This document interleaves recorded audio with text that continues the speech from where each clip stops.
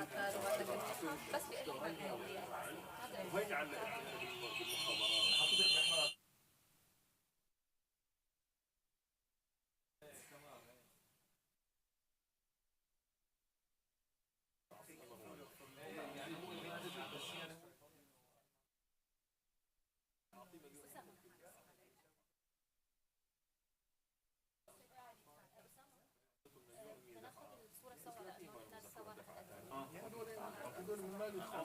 Excuse me, I am going to take sure.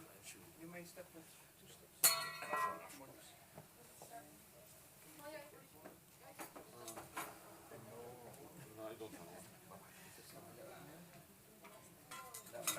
Straight in this.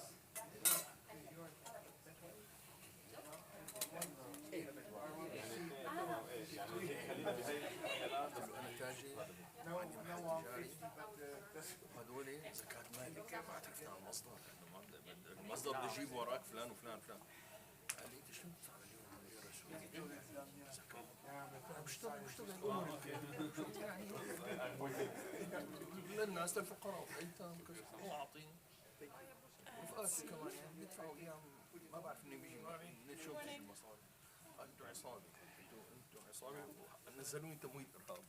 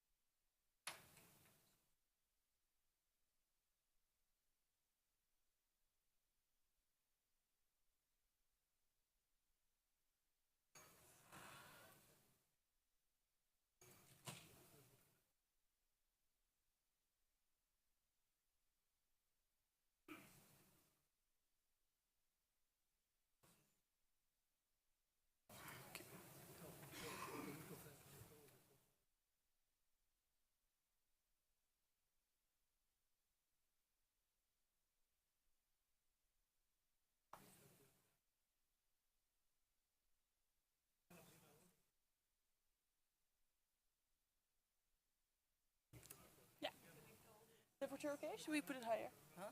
Temperature out? I can ask, no problem.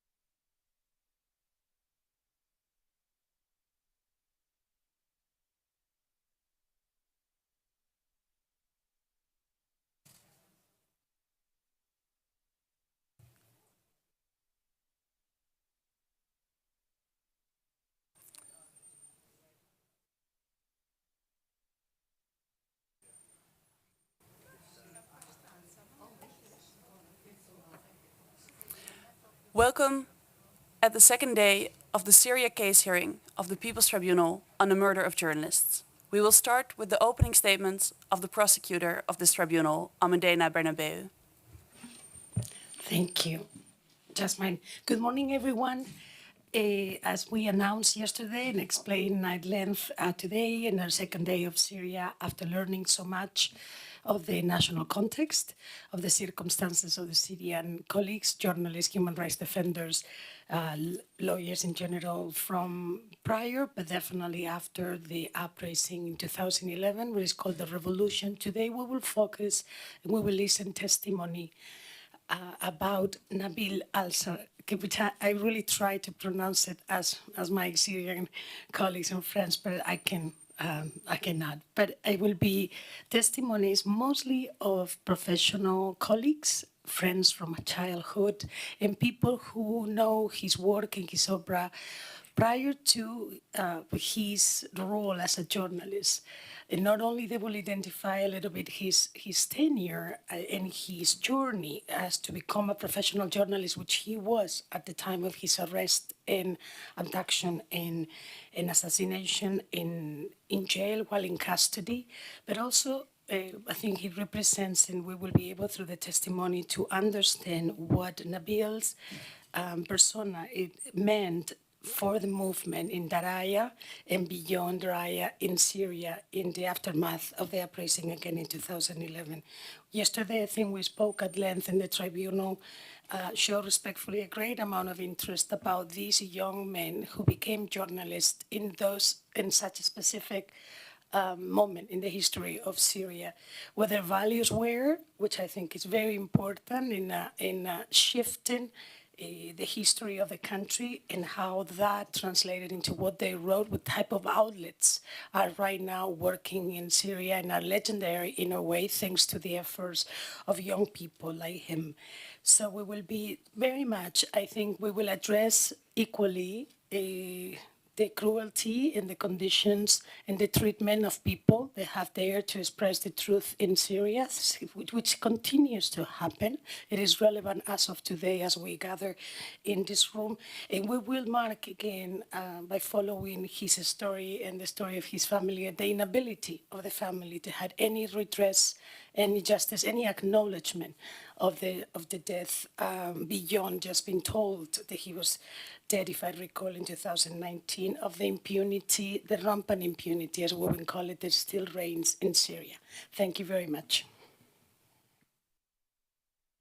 And now, I apologize, I'm going to invite Josh Bartman, who will present a beautiful physical document from Nabil to us. Judges, I would like to hereby draw your attention to the fact that we have some material evidence exposed in the room next to this, which consists of 5 scraps of cloth. And I'm inviting you in the first break to come and have a look. The rest of the public can also have a look during the rest of the day. And what follows hereby is a story from Al-Mansour, which is the former cellmate of Sharbaji, which will briefly describe what the material entails. We had this thing we do in the detention. A group of 5 or 6 people gather together and they exchange the names and phone numbers of each other to memorize them. So in case one of them went out, he can talk to the family and contact them and tell them about the situation and where is their son. But for me, it wasn't enough. Like, I memorized 5 or 6 names and what about the others? I used to teach English for the detainees. And they used to write the vocabularies or the grammar on pieces of clothes, scratching them with chicken bones. But it doesn't last long.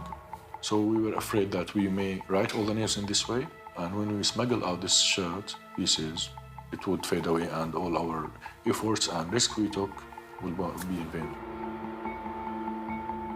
Suddenly, one of us said, I have an idea, and he took a piece of plastic bag and went to the bathroom area. He came back with a red liquid inside it. It was blood he squeezed from his gum and spit it in that. We thought of mixing this blood with the rust from the steel bars in the ground. So it was like writing, like a real liquid, real ink. How we did it, like one of us go sit with a group, start a chat, and try to memorize the names, and come back to Nabil and tell him the names and the contacts, and Nabil write them. So we tried as much as possible to hide what we are doing. Finally, we gathered all the names. We wrote each one from which area. Like, for example, Ahmad from Homs, Sami from Aleppo. Now was the last step on how to hide those shirt pieces. So I thought that we could hide them in the collars, like in the collar, inside the collar, but insert it and the cuffs of the shirt. So we used the cheekbones to make holes in the clothes and put thread inside it and put it around. We decided that the first one who will be called out will wear the shirt and contact the VDC, the Violation Documentation Center. It was me. I was the one who was called the first. And when I heard my name, I just jumped to the shirt. And that was like after maybe 20 days from when we finished that. And I wore the shirt and went out with the names.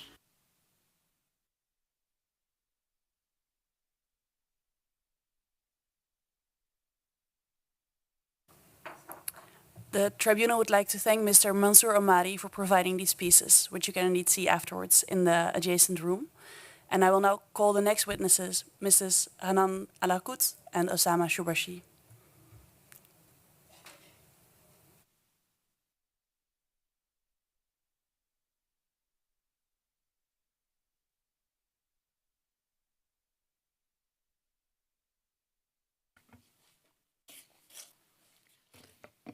Good morning.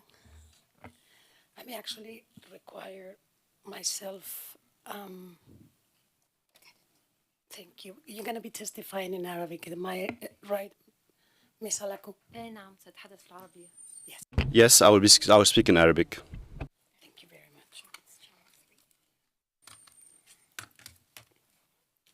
Well, good morning and welcome. And the first question for both of you, and you can take it individually as you prefer. Perhaps Ms. Hala could go first. My understanding is that you know Nabil from childhood. So if you could please introduce yourself to the panel and then explain to us a little bit about the relationship and the origins of that relationship. My name is Hanan Lakoud. I'm a civil engineer, graduated in Syria, and I worked as a civil engineer in Syria. I returned to university and studied modern education. I have 5 children. I moved to Germany after the forced displacement from Daraya. I currently work in an engineering office in Germany. I am the head of the executive committee in an organization working in the protection of children. I know Nabil since he was 5 years old. His grandmother and my grandmother were friends, so we used to meet through them. When we grew up, I met Nabil in Mr. Abdul Rahman Sakka's office, and it's a youth group from Daraya. Nabil was 16 years old, and I met him in that office, and he came and introduced himself, and he said that I'm Nabil, and we were young, and we met through our grandmothers, and we used to exchange letters through our grandmothers. So this was a very nice initiative from him, and that was in 2003 when we had to leave forcefully. You left Syria in 2003. 2012. I met Nabil in 2003 after we left the mosque, and we were 16 to 17 years old, and we left in 2012. When did you, to your recollection, and before we ask your husband, when he began expressing desires or writing beyond those letters, desire of becoming a journalist or something of his interpretation of journalist at the time? Nabil was gifted, and he could see problems and analyze them and express them very well. So this was his gift.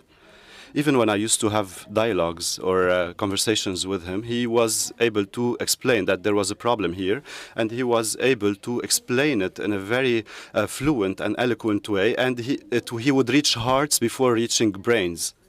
So that was when he was 16 years old, after we grew up.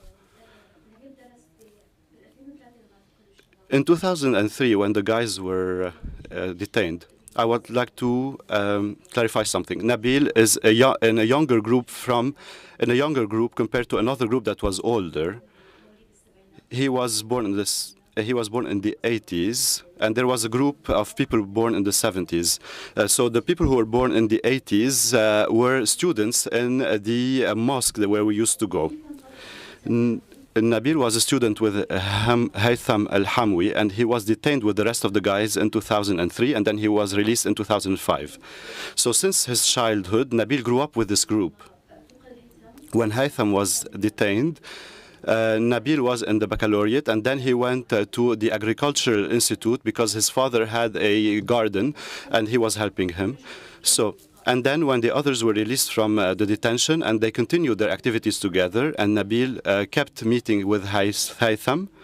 Haytham then encouraged him to become a professional journalist because he had this gift. He was able to see what's wrong and analyze it and express it. Relate, how did you know Nabil and when? Yes, good morning, and thank you for this invitation. My name is Nabil Al-Sharbaji. I'm from Daraya. I graduated from pharmacy, and I did my PhD in Paris 7, in Paris, on molecular biology. The first time I met Nabil, it was in 2003. We are from the same family, but I didn't know him before that. After my release, because I was detained by the Assad regime for 3 months with the youth of Daraya, he came to me after my release to my home, and he introduced himself, saying, "Oh, I am Nabil Al-Sharbaji. I am one of your cousin, and I know about you and why you were detained, and I am one of the students of Haytham Al-Hamwi." So at the beginning, I was a little bit, I had some doubt because I didn't saw him before. But when I invited him to my home, and we discussed, and we quickly became friends and strengthened our relationship. Nabil, I think he was very clear that he wanted to be a professional journalist, because he used to come to my home, to my house every day at the morning at 5 o'clock morning, after the prayer of the morning, because the mosque was near my home. And we used to talk in a standard Arabic, a classical Arabic, because he wanted to try to train himself to be a professional journalist and don't to speak in the Syrian dialect, because it's something different. If you want to be a journalist, you should be very fluent in this kind of language, Arabic. And so we trained ourselves. So I helped him, and because he was committed to these issues. So we discussed a lot of topics: political change, social change. We studied together some books of Gandhi, of nonviolent struggle, and this was how I met Nabil. These daily meetings was between 2003 and 2005, because after that I went to France to continue my study. we've heard in the last day, and I think we all know how relevant Daraya was for the beginning of the uprising in 2011 and beyond everything that we've seen. Could you just explain us, both of you, it's a question for both of you, is how that came about? It is a neighborhood, but how that came about and what the depth and the scope perhaps of this movement as things were changing in 2011.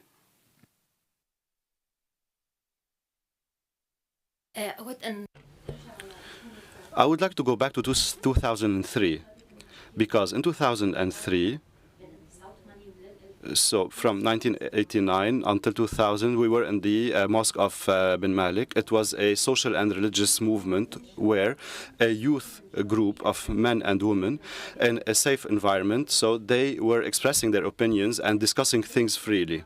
This group was characterized that each person was able to grow naturally without any pressures, without any social pressures. So this group developed and grew. And Osama, for example, had a group of students working, who was working with them, and he was conveying the same message to them. So Nabil grew up in this group. So I would like to go to 2000, when we were ousted from the mosque forcefully.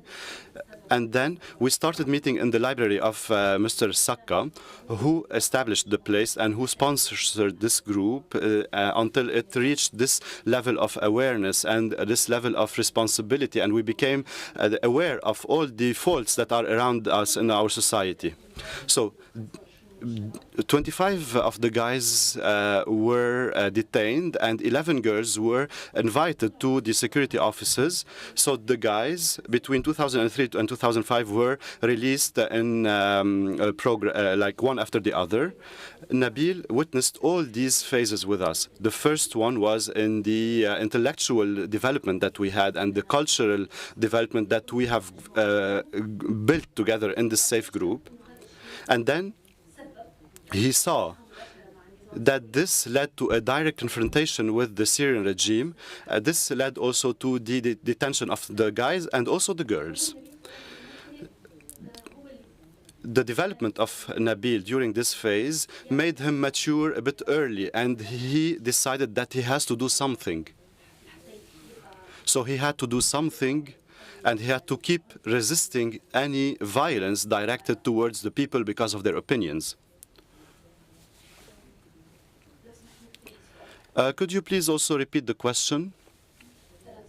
Being answering, I just wanted to understand better how this group in Daraya came about.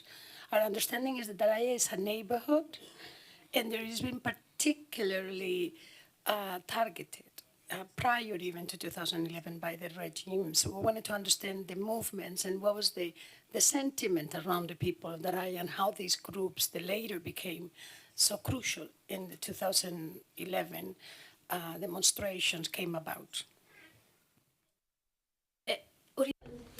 I would like to remind you of the works that the group did in its environment in Daraya between 2000 and 2003. So there were 4 social activities, which was stopping bribes, for example, objecting to the American assault or attack on Baghdad. We were also doing some cleaning activities in our city. So we were responsible for our society. There was also a library, so we collected books and we put them all together. And we also brought 2 computers connected to the internet, so if anyone needs to make a research, they can do this. So there was always someone present in this library to help people do any research or build their knowledge. So it was like a scientific center. So we were multidisciplinary. And you heard that, like, Osama had a specialization. I'm an engineer. We had also specialists in literature. We had doctors. So we had all the specializations that could help any young person in their research.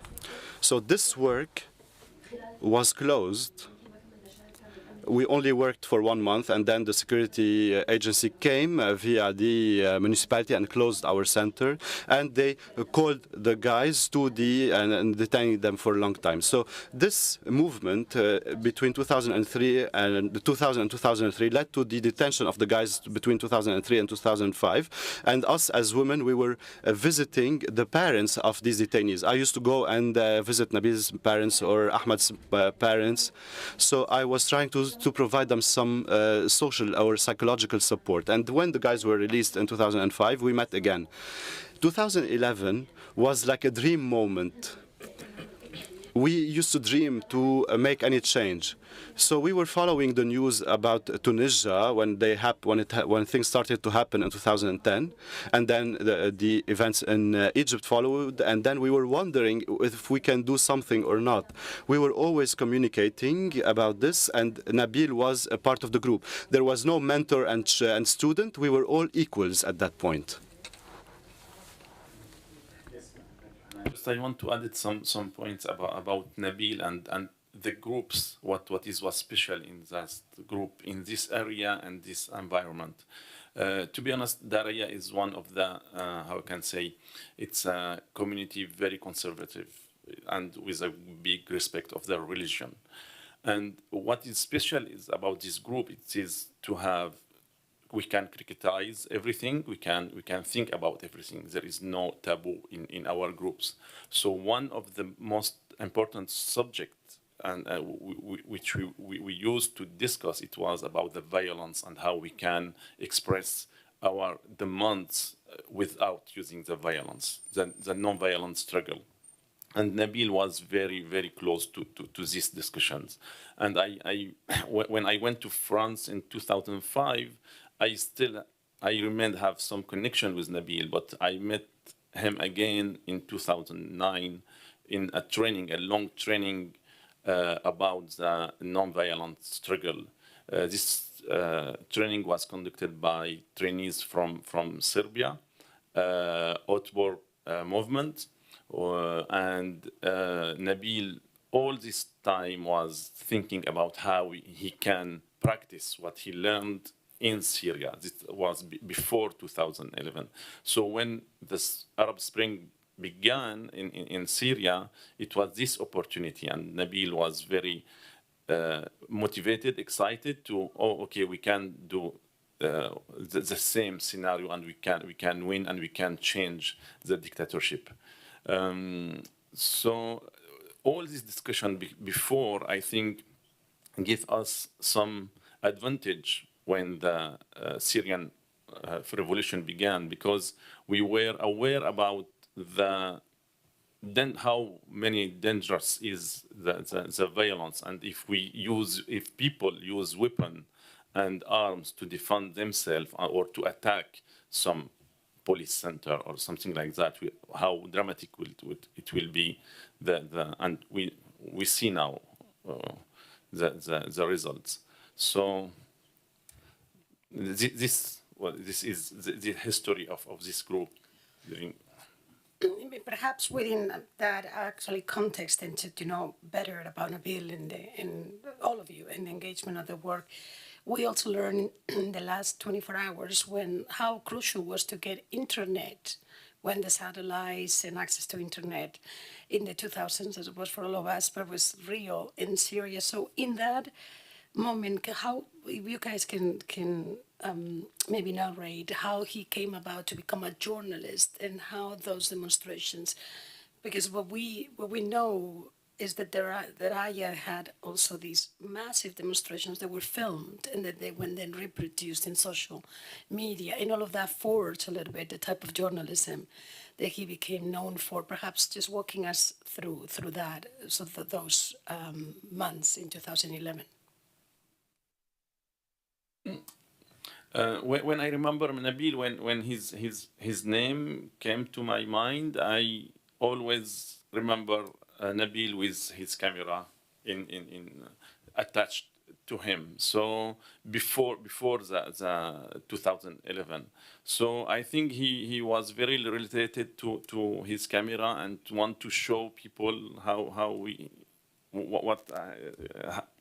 like Hanan said, he was very smart to see the problem and in the society and how to make some light in different components of the society.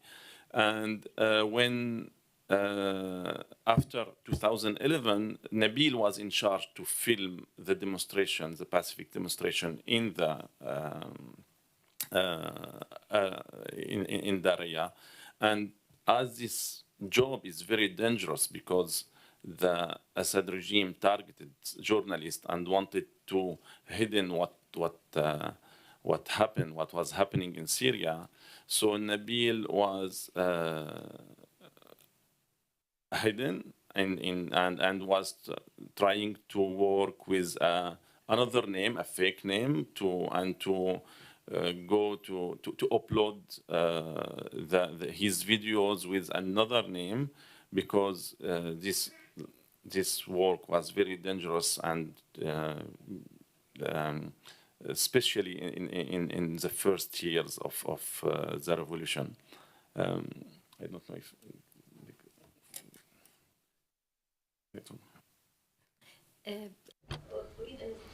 I want to remind you that Nabil studied journalism for 4 years in Syria, and in Syria he was able to study and work at the same time. In 2011, I want to add something. The women's peaceful movement in Daraya in 2011 started with the youth groups movement. I was the coordinator between the women's group and the men's group. Daraya is a very conservative town, so women and men wouldn't communicate very easily. So I would meet with the men's group, and then I would convey the ideas, the strategy, and everything to the women's group. So this was a kind of an organized revolution. It started in Daraya very early in 2011 due to the efforts of the youth. We decided that everyone would stick to their specialization. Nabil was an expert in media-related affairs, so he was in charge of everything related to news report, media, photography, or coordinating with any international media outlets. When I was working with the women's group in Daraya, I would communicate with Nabil before issuing any report. Nabil would object to some photographs, for example, and would teach us how to take photos. Then, after a while, there was a media. The women's group started being in charge. Nabil was training these women on how to photograph, how to draft news reports, and how to be even more professional. So this is what Nabil did to us when it comes to training. He would tell us, for example, this video doesn't have high definition, it should be better, and he would provide the women with all the equipment necessary. I'm sorry, I'm speaking a bit fast. Was that it? I'm sorry, no worries. I think they haven't complained yet to me.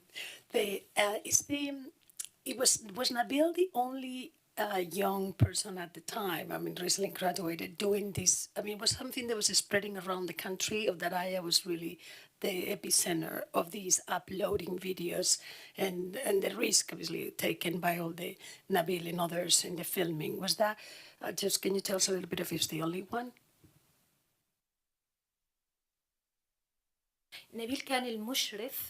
Nabil was the supervisor of the youth group, so because he was the specialized one, he would carry out the professional work. As Khulud said yesterday, Nabil was educated and he was a professional journalist. Therefore, he was in charge of the media committee. When they detained him, they knew that Nabil was the coordinator of everything. The security officer, when he detained him, he said, "Okay, now we got the whole group by detaining you."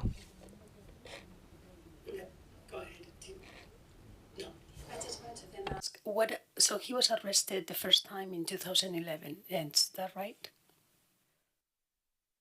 I think this part, because I was outside Syria, but yes, Nabil was arrested twice. The first time, I think. المرة الأولى كانت The first time was on 16th of March 2011. We had a sit-in in front of the Ministry of Interior. I was with Nabil and Osama and another group. When we got there, we were 5 minutes late because Nabil was fixing his camera. He was adjusting the settings. When we got there, there were a lot of security officers. The security forces were spread in the square. Therefore, I understood everything. When they came to arrest a woman, Nabil and Osama were trying to hold her in order for them not to detain her. So Nabil was trying to protect some of the people, but then they arrested all of them. This happened in 16th of March 2011. They stayed there and they were on a hunger strike in order to protest the situation. 20 days later, they were released, and this was the first arrest of Nabil. The second time happened in February 2012. Then the security officer told him, now we got you, so we got the whole media coordination team. This happened in Daraya. The detention, perhaps both, but with a focus on the second one in 2012. Did you as a group do anything to publicize, to alarm others? Clearly, Nabil was a person known within the Daraya movement to knock at the doors of authorities. What was the impact and also the reaction to his arrest?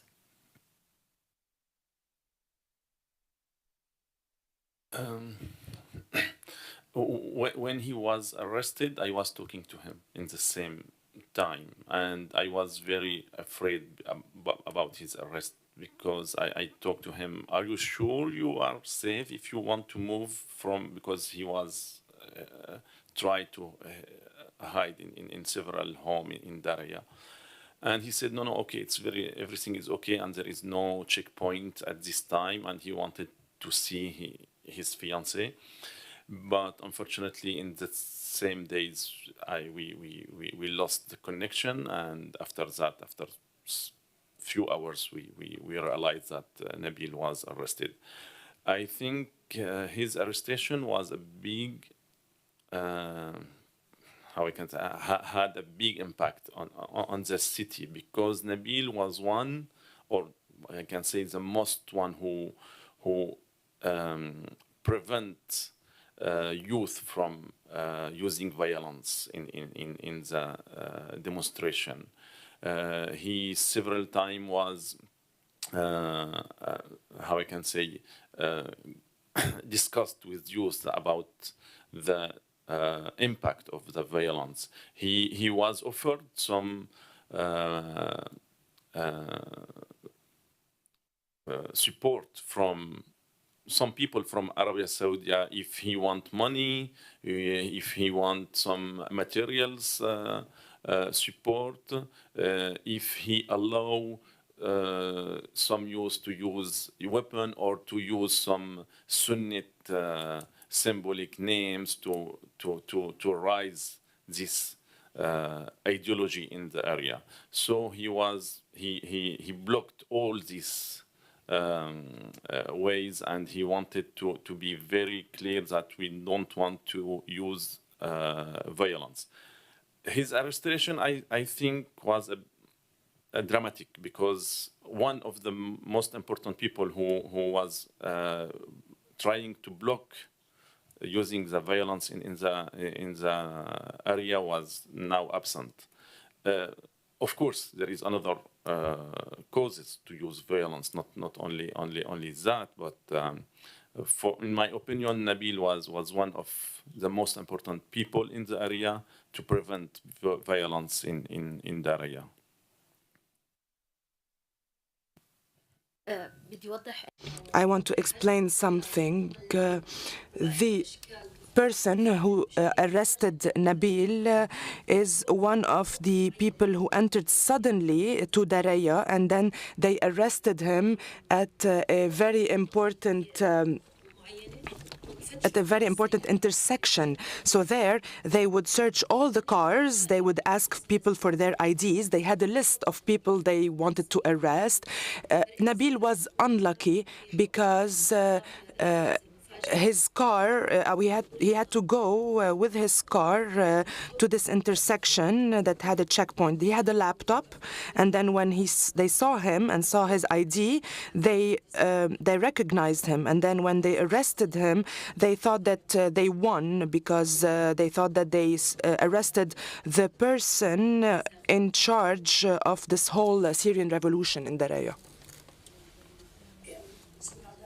I assume you know this through witnesses that were with him when he was arrested?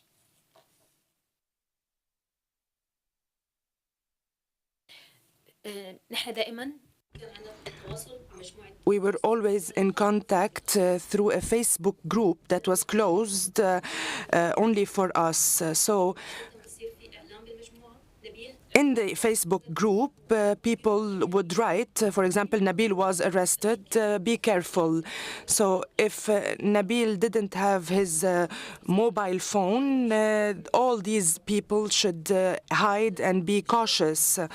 So when I was using a nickname, and when someone would be arrested, my nickname would be exposed, so I had to change it.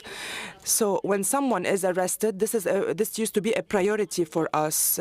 We would tell the people in this group, for example, this person was arrested, he had this, and that, they took his laptop, etc. So what are the pieces of information that the security guards got when they arrested him?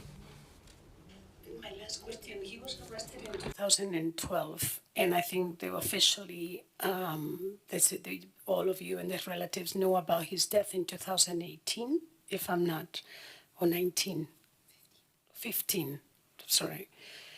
And during that time, were you guys in communication with him? It was the ability or the possibility of communicate, or he was engaged still in the teachings and in the teachings and on the efforts that you were trying to achieve as a youth group and beyond?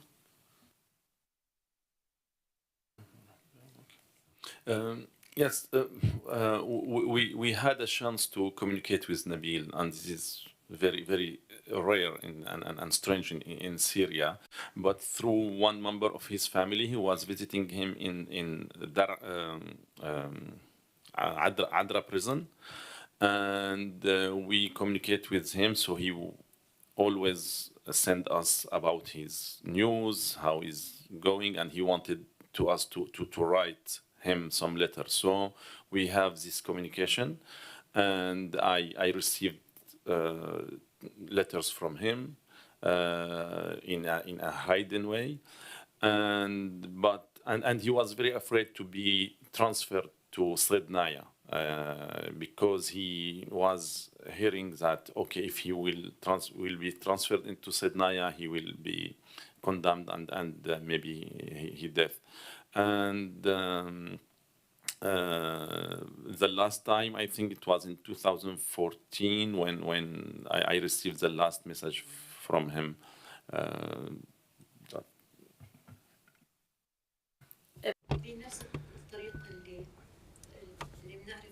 So this person from Nabil's family was also conveying the news to me, and he would also convey letters from Nabil and give them to me.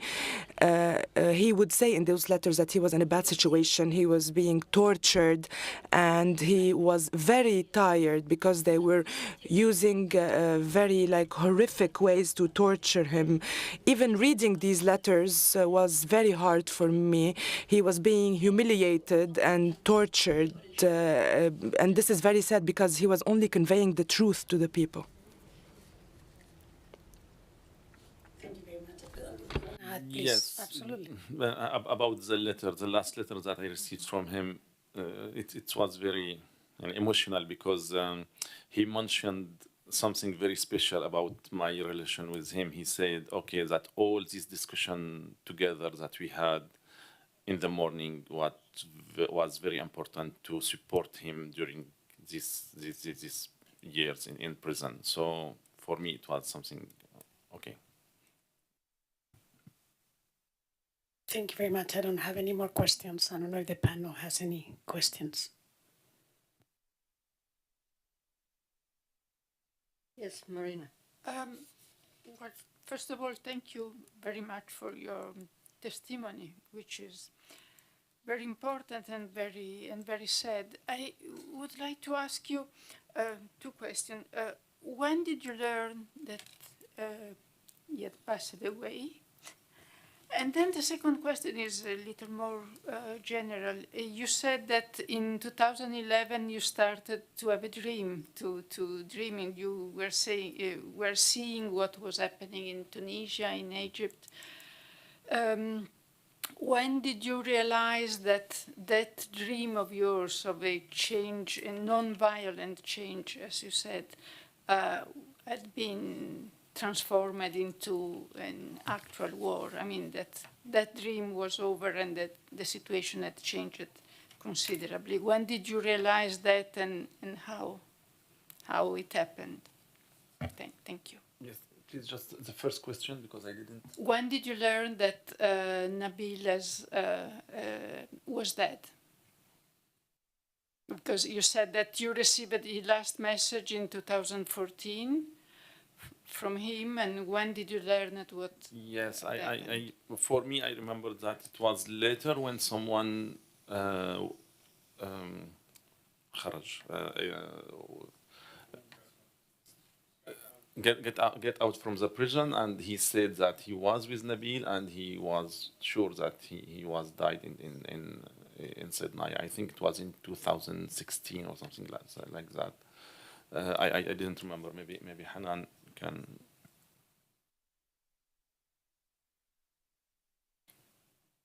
الشخص This same family member was following up with us, and then when he would ask for a visit, they told him there is no one, he's not there anymore. So this person told us that Nabil was executed in 2015. When we realized that our team was very difficult, and it's difficult to say in this moment, but it was very clear that the crucial and the cruelty of the regime and against the people, it was very difficult to convince people to stay peaceful and to and don't use weapon. And I think after 2000. For me, after the chemical attacks in 2013, it was very, very hard to convince anybody in Syria that, okay, you can stay peaceful and you can struggle with the non-violence technique and mechanism to allow our dream. I think this was during this period.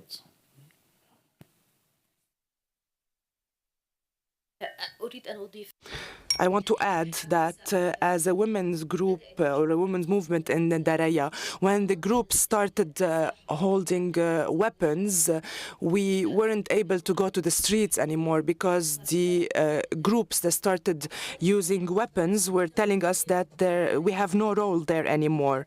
This happened after peaceful guys or peaceful protesters were being arrested and detained. This was a regime strategy. They wanted to strip us of this dream. So most of the peaceful protesters were detained. Therefore, the square was open to the guys who held weapons.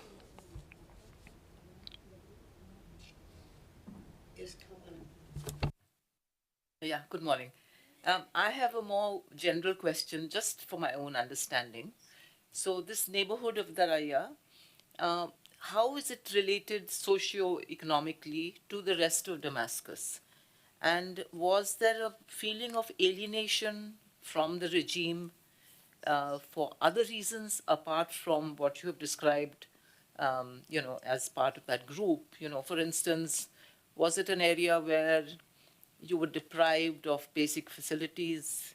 What was the nature of the community there? I'm just trying to understand.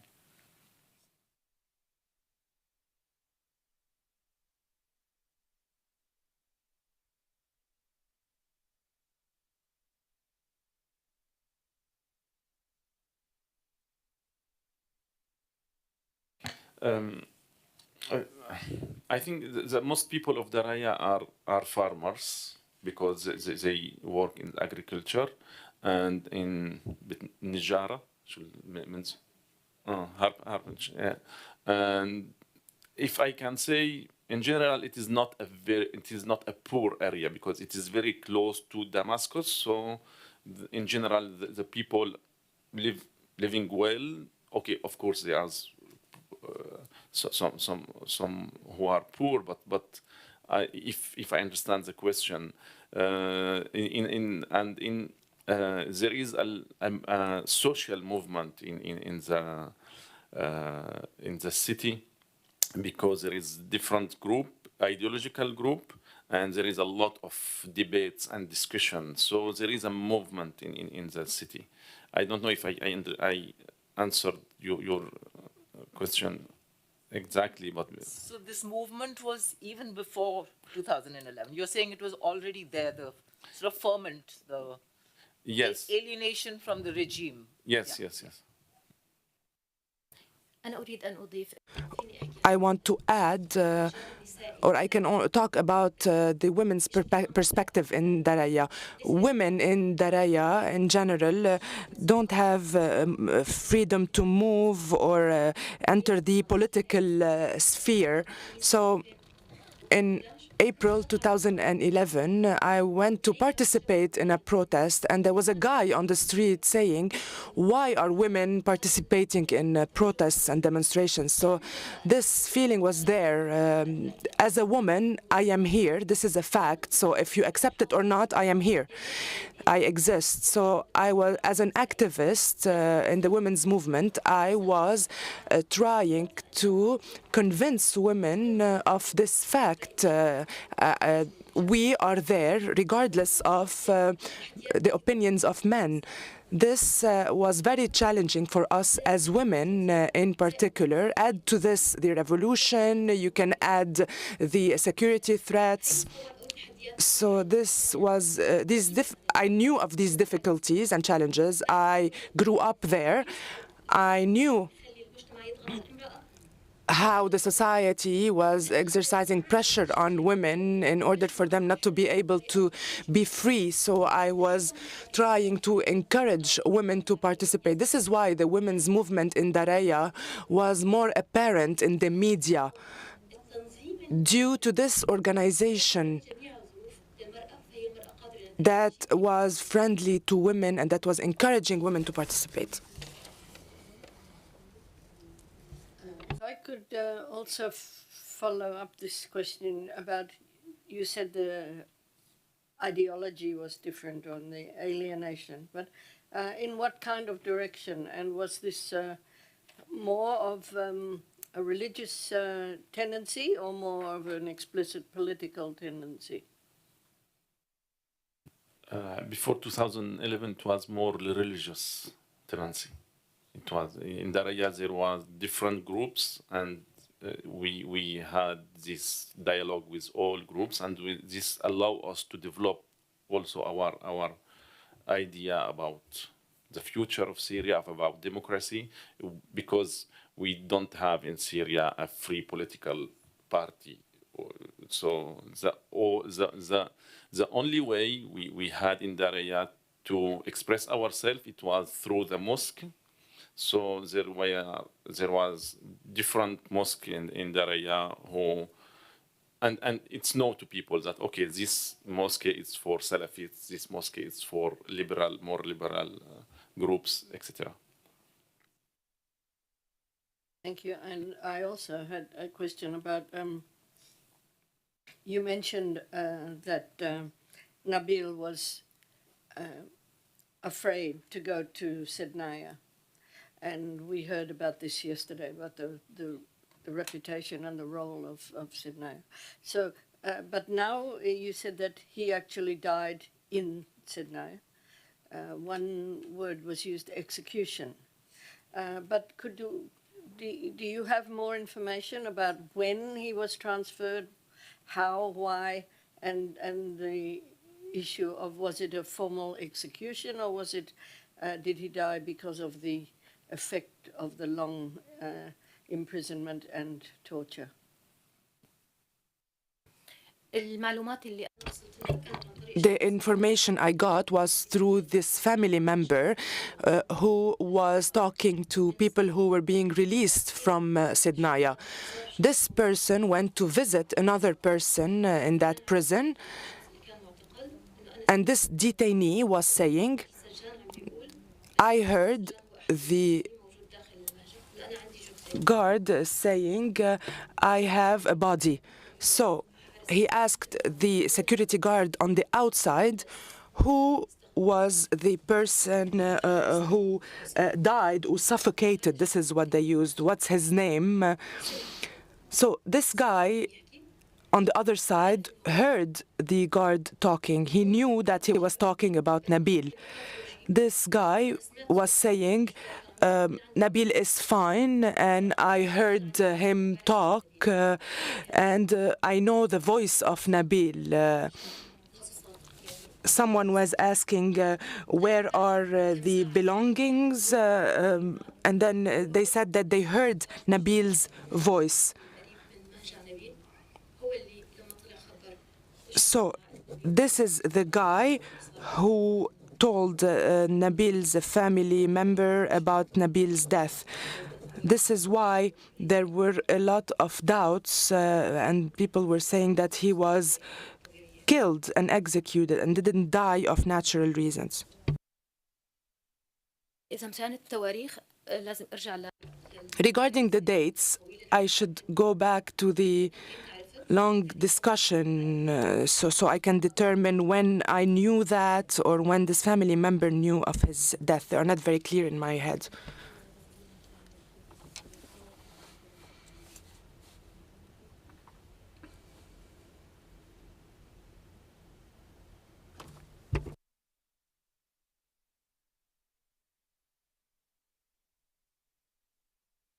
Thank you very much. This is hard testimony, we understand. Thank you very much.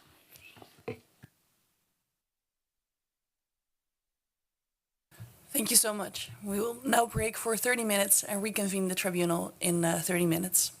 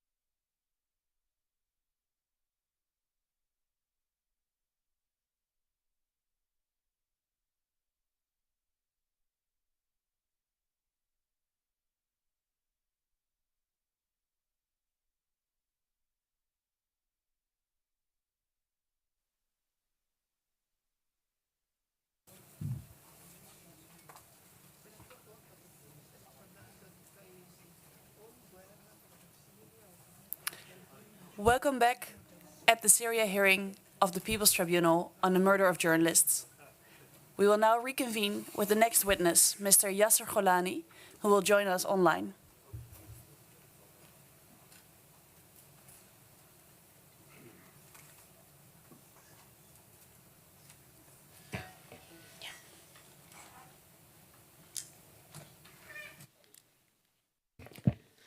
Hello. Sorry, can you hear me? Because I've been told to speak نعم farther, closer. نعم أسمعك مرحبا جميعا. Yes, I hear you. Hello, everyone. Thank you so much, Mr. Kolani. I think I would love initial question if you can introduce yourself for the panel and tell us a little bit about how you met Nabil and a little bit about your relationship, and then I will follow up with some questions, if that is okay.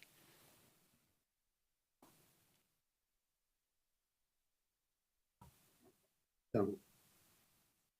أنا ياسر خولاني من I am Yasser Kholani from Daraya, from the reef of Damascus, or the countryside of Damascus. صديق نبيل الشربجي. I am Nabil Sharbaji's friend. Would you just tell us how and when did you meet Mr. Nabil?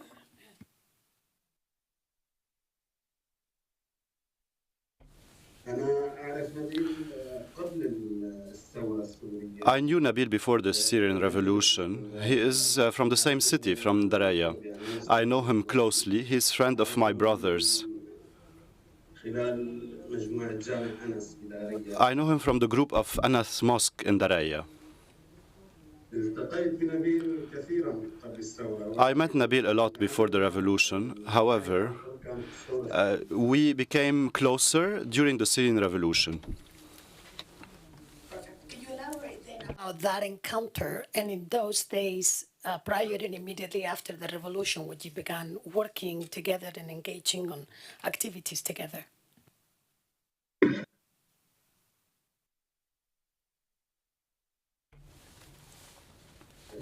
نبيل هو من مجموعة شباب دارية. Nabil is from the younger group of the youth of Daraya. المجموعة اللي اعتقلت عام 2003. He is from the group of the guys who were detained in 2003, and they were working in several fields. قبل ما تصير الثورة ما كان في عمل بيني. I knew Nabil before the revolution, but there was no work between us. So I know him because he was my brother's friend.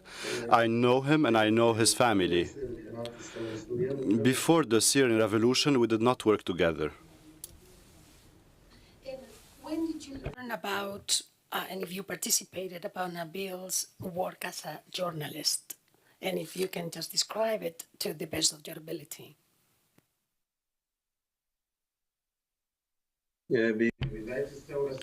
At the beginning of the Syrian revolution, we were a group of young men. We all participated in the protests and in the revolution. Each person had his role or her role. Nabil's role was to take pictures or videos and to upload the videos on the internet. Who was one of the people who established the Daraya Coordination Committee. So we used to meet on a daily basis or almost on a daily basis.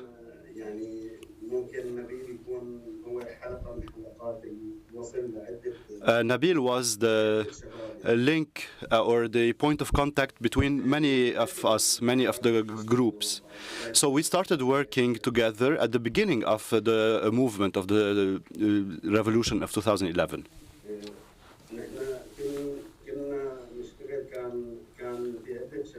So there was a group of guys who were doing this peaceful movement in Daraya.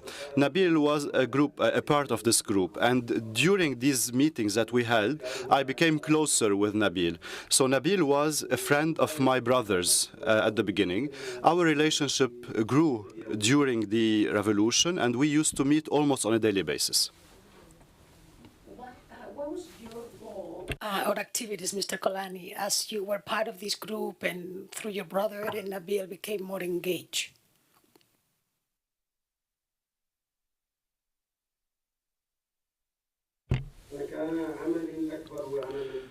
I used to do field work mostly, and Nabil was working as in the media or in coordination. Most of the guys who were filming something or uploading something were working in coordination and cooperation with Nabil. So it was like a comprehensive group with divided roles. A while after this work, I started working in relief among this group. When you say field work, that means that you were to photograph the demonstrations and also get that kind of document to be later uploaded, or what do you mean?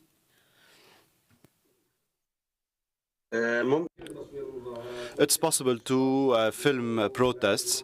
There are also people who would film protests but do not want to be in direct contact with activists such as Nabil for fear of their life, for their families, and fear of being detained. So there were contact points between people. For example, a person can undertake any activity or film a video and wants to convey it to another person. So we have these contact persons, and we convey these videos through these contact persons. And because of the security situation, we had to work in this way. I understand your brother was arrested, and so was Nabil in 2011. Is that correct? Yes, both my brothers were detained, one on 22/7/2011 and the second on 8/8/2011.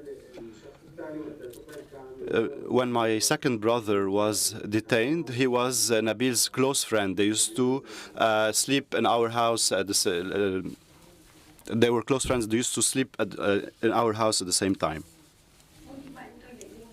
And all the circumstances of your brother's arrests?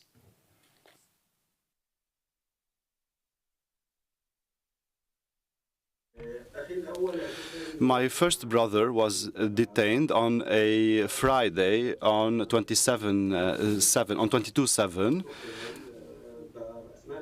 During the detention, he was trying. So the people, the security agent, tried to make him call all the people who are on his contact list. So the person who detained him started calling my brother and started saying things to him, trying to make him say things so he would lead him to be detained. So my brother Abdel Sattar was the older brother, and Majd was my younger brother. So Abdel Sattar did not let Majd go. And my brother who was detained was saying on the phone, was asking us to come and free him.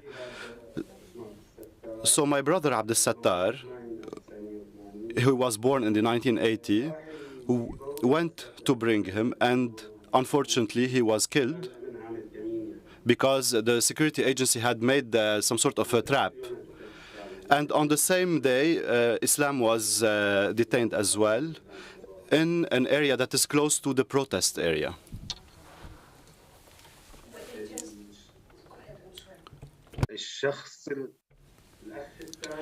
My second brother was detained during Ramadan on 8/8/2011. He was also detained in an ambush. He was detained with a group of guys. It was the morning. He was at his friend's. He received a call, and then he was detained. So between the detention of both my brothers, there was less than 1 month. And how long was your brother arrested in August to stay in prison? Was he released eventually?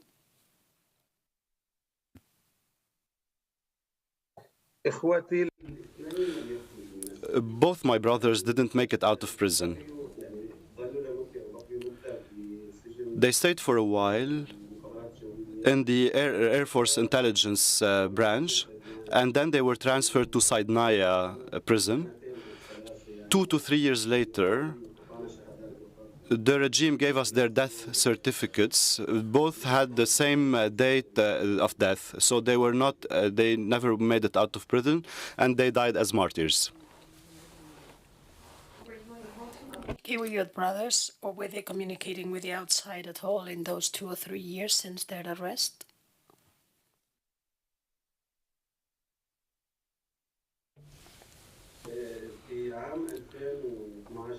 In 2012, in November 2012, as far as I remember, and please excuse me because it's very painful to remember all these things, and it's difficult to remember everything exactly how it was. So we visited them only once inside Nayav prison.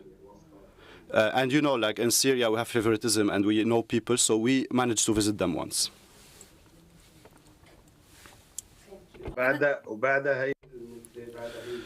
After this visit, my mother tried to visit them, and the security agency was telling them that they were not present in Naya anymore. So they told her this many times. And then when their death certificate, when the death certificates were distributed, and they distributed the death certificates of numerous Syrian guys, and the names of my brothers were among them. The family, before I moved to February 2012, was never able to recover the bodies of your brothers and mine.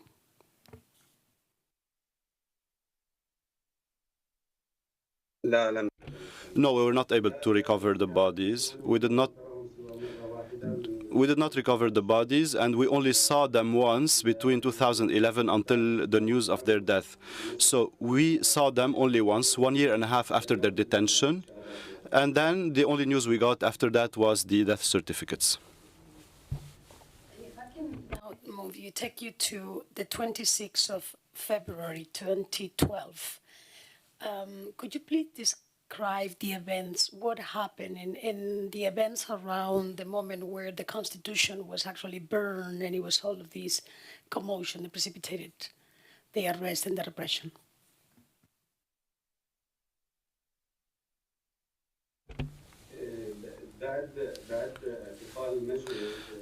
After Majid was detained, Nabil used to stay in our house. And he used to stay for months in that house. And he used to always come back to this house. So, and most of the time, we would be together, Nabil and I. And during some period of time, the situation in Daraya was calm. And in February 2012, there were lots of protests in Syria and objecting to the new constitution. And people started organizing some activities, and some of them burned the constitution. And these activities also took place in Daraya. On that day, the situation was very bad. All the shops were closed. The security agencies and officers were very present in Daraya. They did not only make checkpoints, but they had also some sort of convoys, cars, military cars and civilian cars with people wearing the military uniform and wearing the civilian uniform. So they were everywhere. The situation was very bad. There was no electricity. Most people were in their homes. And we were in eastern Daraya. This is where our house was. And we stayed in this area up until 9 or 10 at night. And on that day, Nabil decided to go out because we needed to get video footages from a person, and we needed to move them to another area. So at night, we went out. There was no electricity. My brother Bilal, myself, and Nabil went at night, and we were taking side roads. And we were doing our best not to go close to any place where the security agencies were present.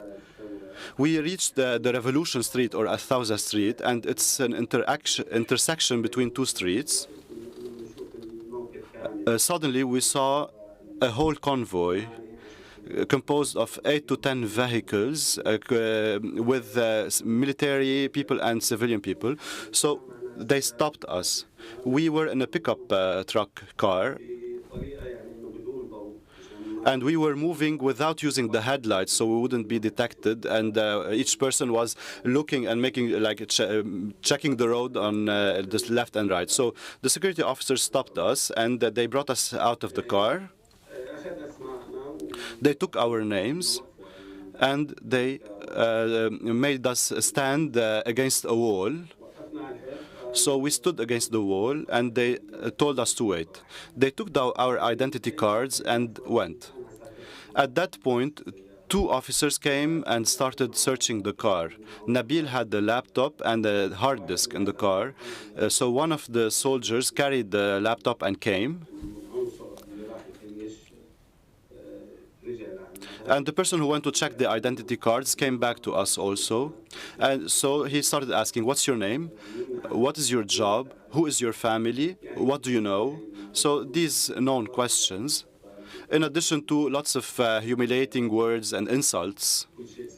So they were saying lots of bad things to us. So when the person who went to check the IDs came back, he asked me and my brother Bilal. So he was trying to remember Majid. So he started asking us, are you this person's brother? We did not answer. And then he asked Nabil. So we were all standing against the wall and asked Nabil, what's your name? He answered, Nabil Al-Sharbaji. What do you work? He said, I'm a journalist.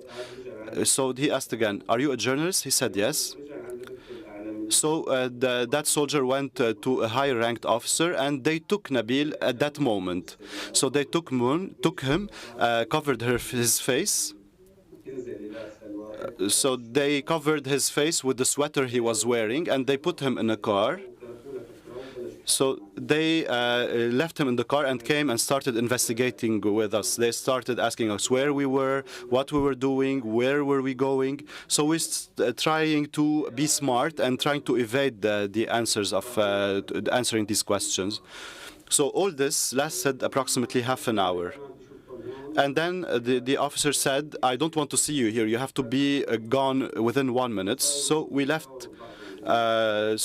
We were about to leave, and the officers, before we left, the officers were debating whether they would detain us or not, and Nabil was still in that car.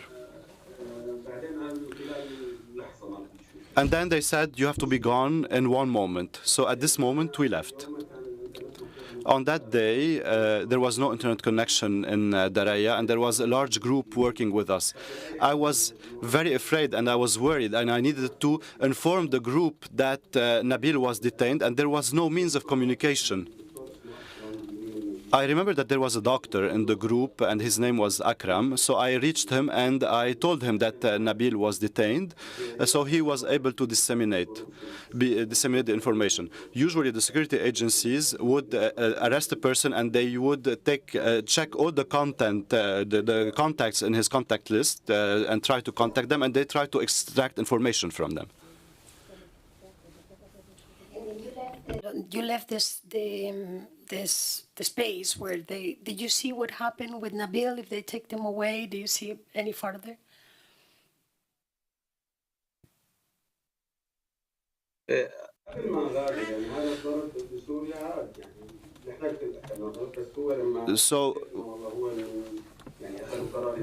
So they decided to detain him.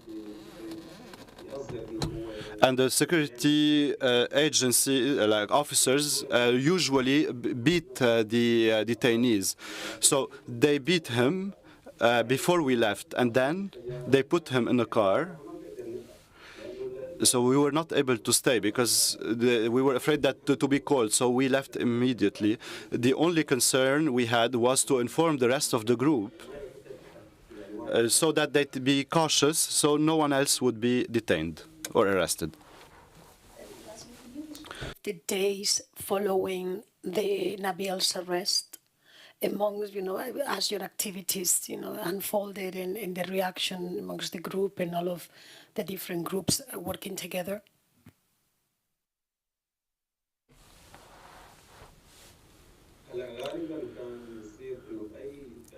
Mostly, after any arrest, there is a period of calm because the regime would search houses and detain people or arrest people. So they start to tapping mobile devices. So after a detention, there is a calm period of 2 to 3 days. And then people resume their activities. They change houses. They change the tactics of their work. So after Nabil's detention, there was a calm period. Usually, after the detention of an important person or prominent personality, there would be a cautious, calm period. So everyone would be wondering what they would do. There would be fear also. So we were all aware that we were all under risk or under danger of being detained. But we were always afraid for our parents and our families because the regime would take revenge of our families or destroy our house. The revenge would not be against the person himself, but against their families. So, for example, it's not only about Nabil Sharbaji's family. They would also get revenge from everyone whose name is Nabil, for example. Next question. Do you think that the officers, the security forces that stopped you and eventually took Nabil away, were looking for Nabil specifically or knew who he was before encountering the laptop and other materials that you had?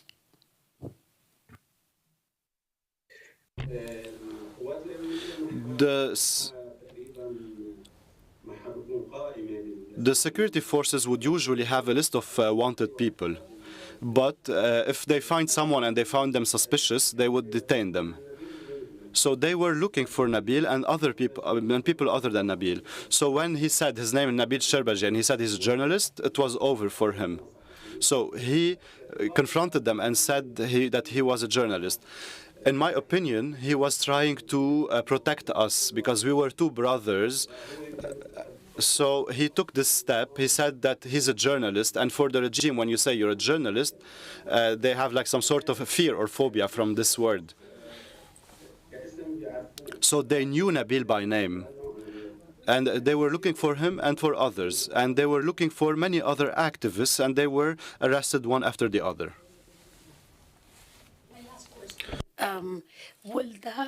Did you continue to engage in these activities, communicating, recording, reporting, and work despite of the fate of your brothers and Nabil?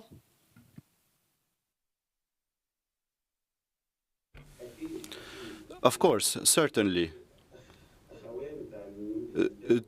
Two other brothers of mine were detained in 2013, and then my sister was detained after that. And despite all this, I continued working. So we were under siege, and then we were displaced in August 2016.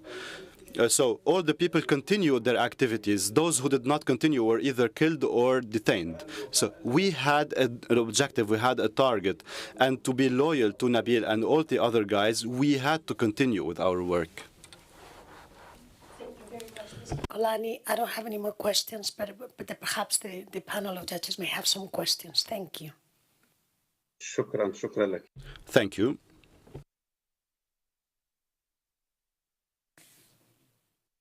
Thank you. Thank you. Do we have any questions from the panel?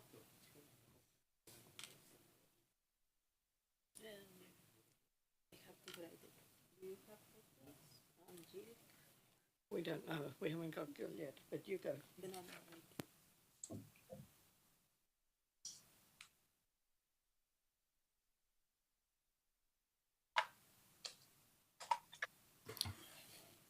Hello. Thank you for your testimony. I want to know more about what kind of material and documentation Nabil has in his computer, and if you can to explain more about how was this process of gather information. Where do you have to transfer? How do you publish? Where do you publish it? All of this thing about the all this process of the information, who receive it, everything to explain more about how your work was like so important in that moment. Thank you.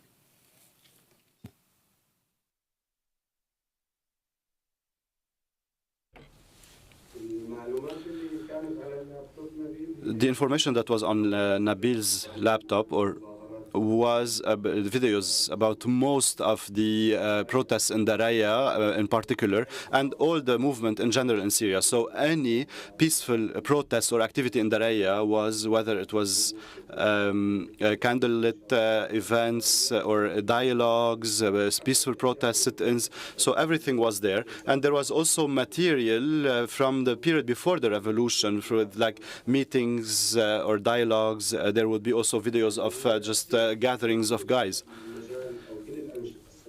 So all the revolutionary activities were present on his laptop. And this laptop was taken by the security agency. Moreover, Nabil used to work with us in a relief agency in Daraya that was established in September 2011. The task of this agency was to help the parents of the detainees and the displaced people, because at that point we were receiving displaced people from Homs and the Reef of Homs. So myself and Nabil were in this agency, and we were trying to help these family and these people, especially the people who had relatives who are detained with the regime. Could you please repeat the second question? Yes. What do you do with this information? How do you put it in website, or you send it to somebody to publish? Everything about the process of the make some news about this information.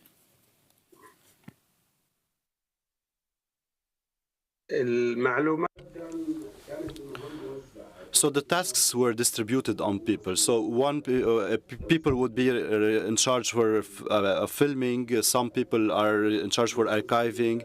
Some people are in charge of moving or transferring the videos from a place to another. Some other people were responsible for publishing these videos or material. And there were other people tasks of guaranteeing the safety of the people, of the groups. And most people did not sleep in their homes. And sometimes people like Nabil would be away from their home for 3 to 4 or 5 months, and he did not see for his mother, for example, for this period of time, because their houses would be under surveillance.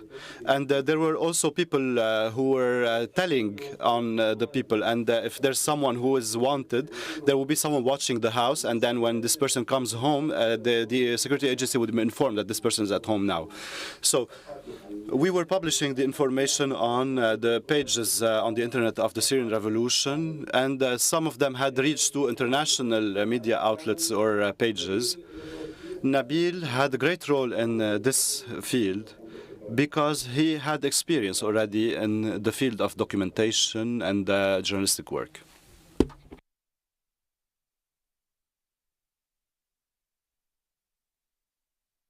And if you want, if you can talk more about the role that he has with this other professional journalists, and also how was the training that Nabil has to become from activist to a journalist, please?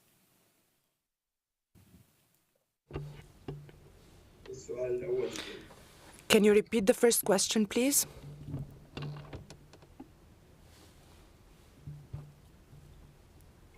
How did he help to professional journalists, and how he became a journalist? He was an activist first, I understand, and then he was also documenting like a journalist.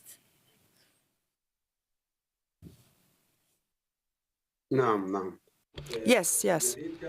Nabil was one of the rare people who would document news as a journalist.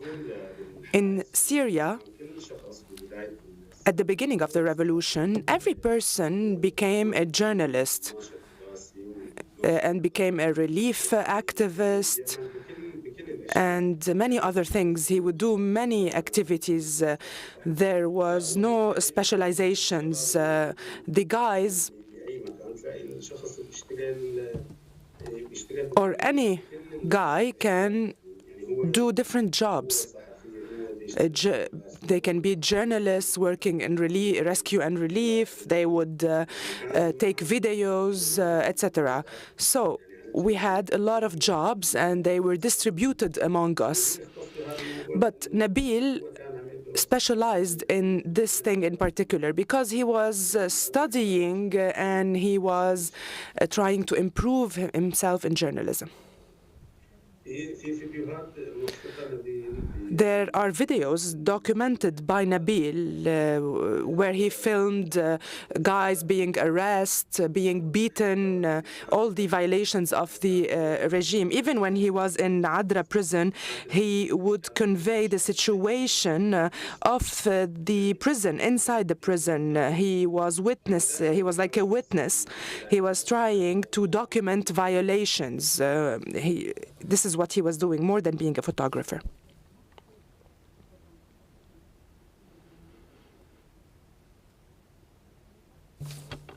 I have one question, but also to the technical group. We do not see Gil on the screen. Do you have any contact with him? Is he wishing to ask a question? Oh, now we see you. No question from you, Gil? No.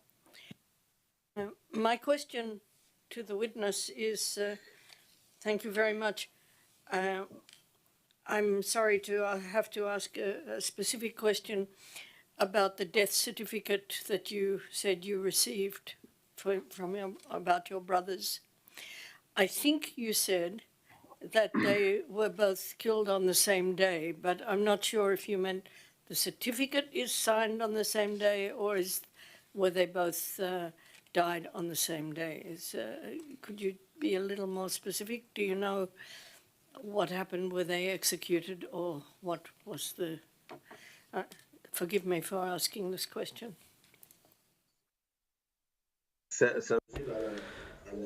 I will answer this question, but first of all, I want to say that there are a lot of guys in Daraya and in Syria who would document the violations, film detentions, beatings, but most of the time they wouldn't know each other. These people wouldn't know each other because they would fear for their life.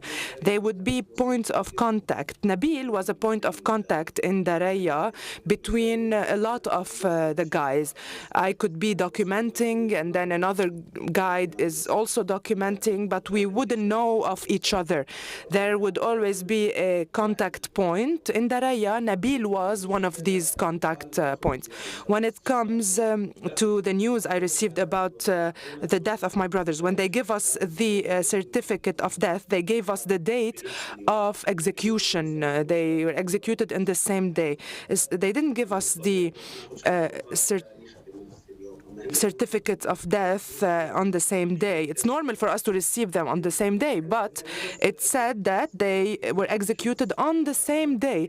And this doesn't only include my brothers, Yahya Shurbaji, Islam Dabbas, like 4 other guys were also executed on that same date. They were all inside Naya prison. I had another brother who was detained in 2013 at the 215 branch. He died as a martyr in front of my other brother. His name is Muhammad Ali, and he died as a martyr. So when the Caesar photos were leaked, his picture was among these pictures. This was the first group in the Sadnaya prison. 5 or 6 guys, I don't remember exactly, were executed on the same date. Thank you for answering more specifically about such a difficult question. Yeah, thank you. Are there any other questions from the judges? No, thank you so much.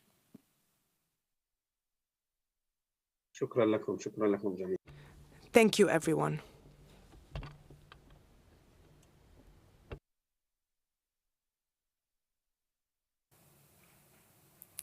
Thank you, Yasser. The next witness is Osama Nassar, who is with us in person, and he will be joined during his testimony by Maimouna Alamar, and she will be here with us digitally.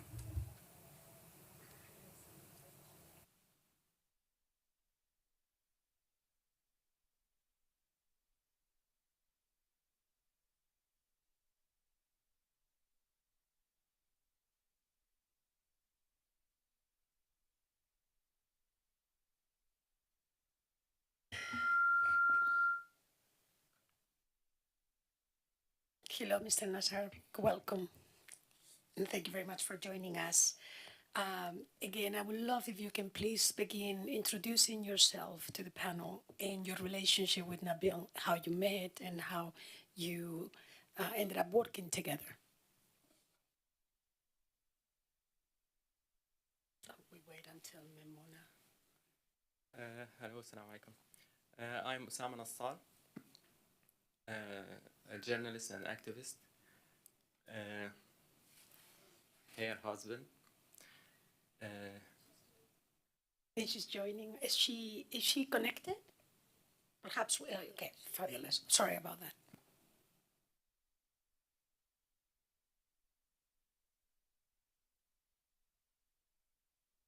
She goes first. Wonderful. Go ahead.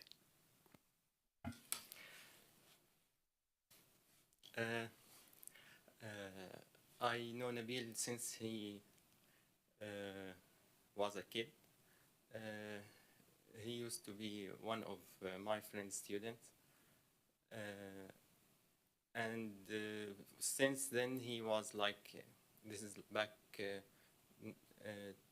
1990 something. Since he was like has some initiatives. He comes and introduces himself to everybody. He says, I'm Nabil, I know you, I read some of your articles, for example. I admire something you do, I disadmire something you do also. Later on, when he started his university study. First, he didn't study journalism, actually. He studied farming engineering. But afterward, he followed his passion to join the media college of Damascus. He graduated as a journalist, I guess like 2006 or 7, he graduated.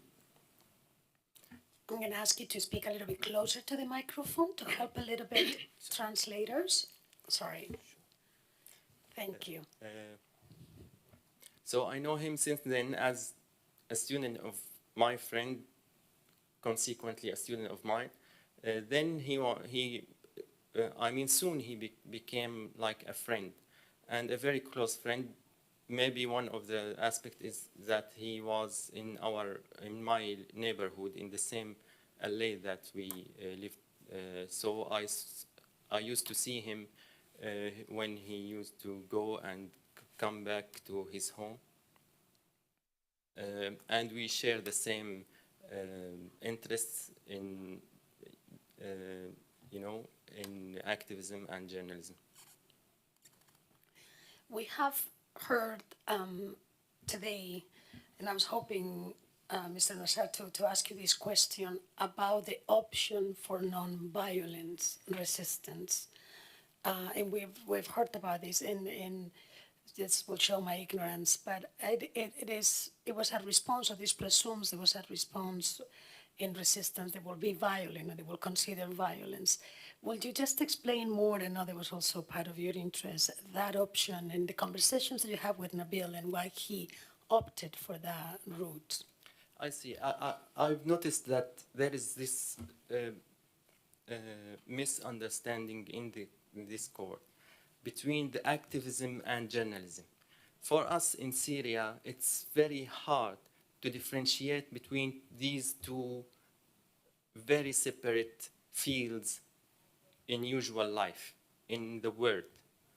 But in Syria, it's very, when you are on journalism, you definitely either part of the regime propaganda, you copy the regime of propaganda, repeat after what they say, or you are an activism. You are on activism.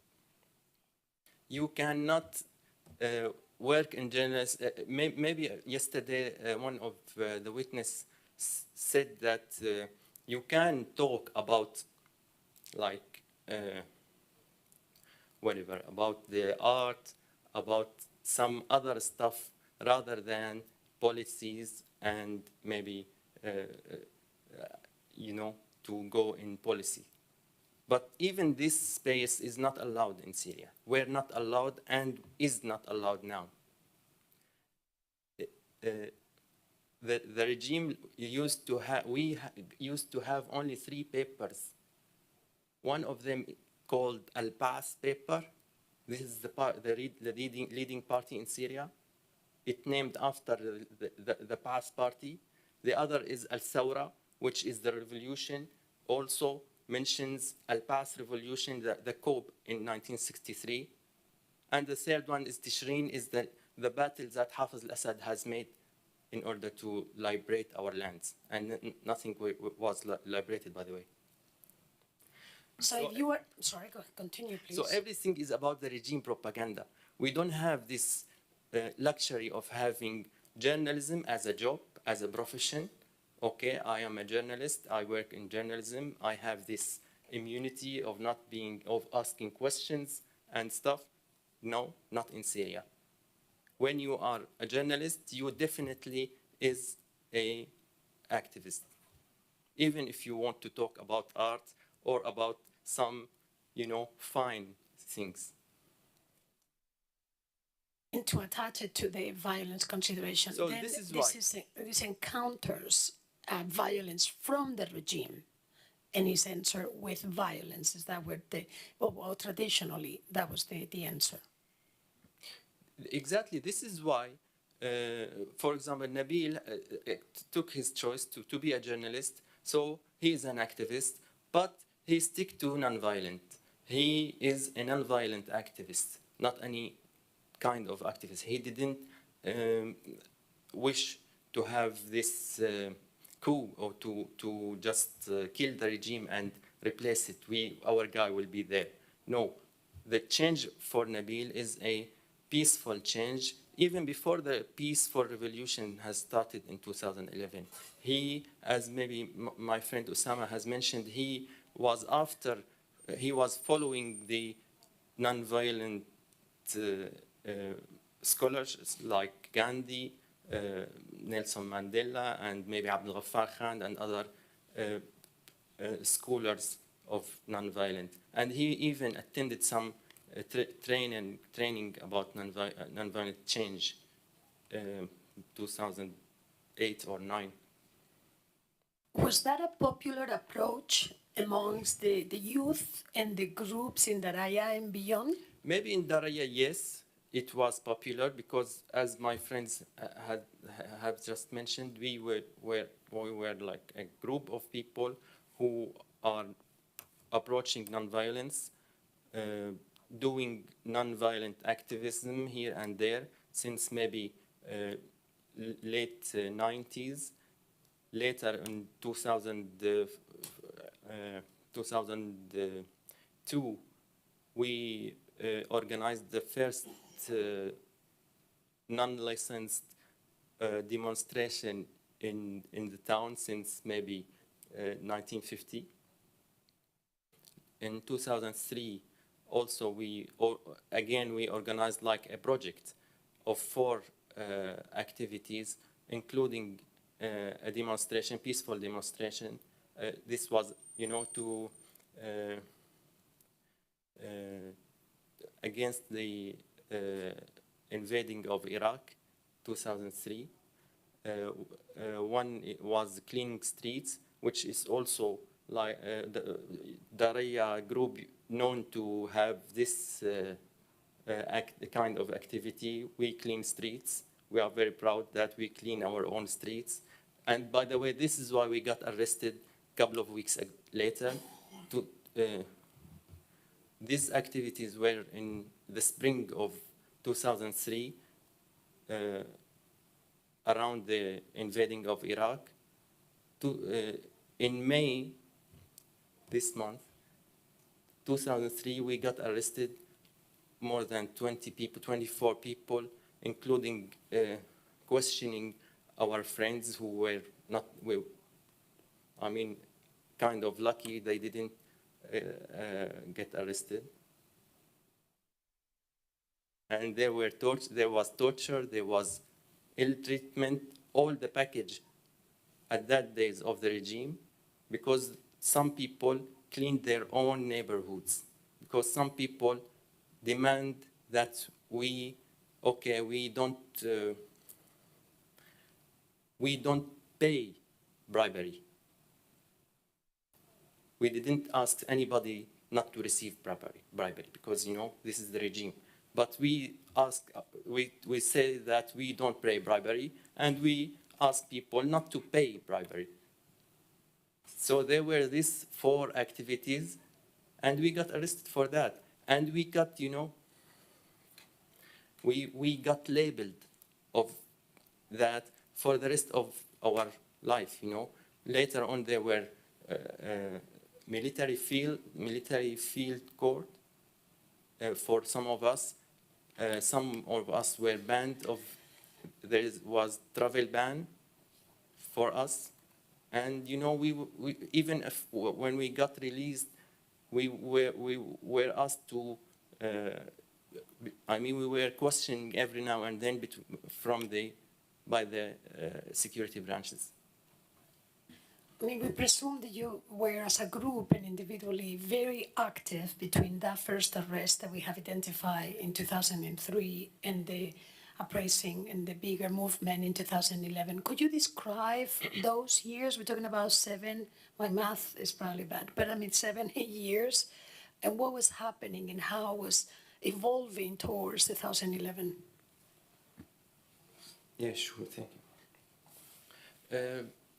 For us, we were about this, we started to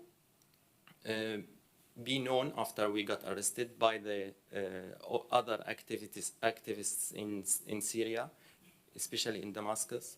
So we started to have this connection between and this communication. Start to have these communications between other activists. Just give us 1 minute until we figure it out. Sorry. Continue, please. Maybe a couple of months before the Arab Spring, we started to have these discussions between some of our friends in Daraya and some other friends in Attal, which is another neighborhood, another Damascus suburb. We start to, to talk about changes, about how things will go in Syria. But soon after the Arab Spring started in Tunisia and other countries, we start to ask this question, okay, will it be there in Syria? Are we going to have a revolution in Syria? After many sessions, after many discussions, we arrived this conclusion, our group, that it's not a very good idea to have a revolution so soon in Syria, but when the revolution will be there, and it will be there, we know which side we will take. We will stick to the revolution, of course. Thank you. Miss Alaman, hi. Sorry, I did not address you. Could you describe your relationship, how you met Nabil, and what kind of work were you guys doing? And welcome.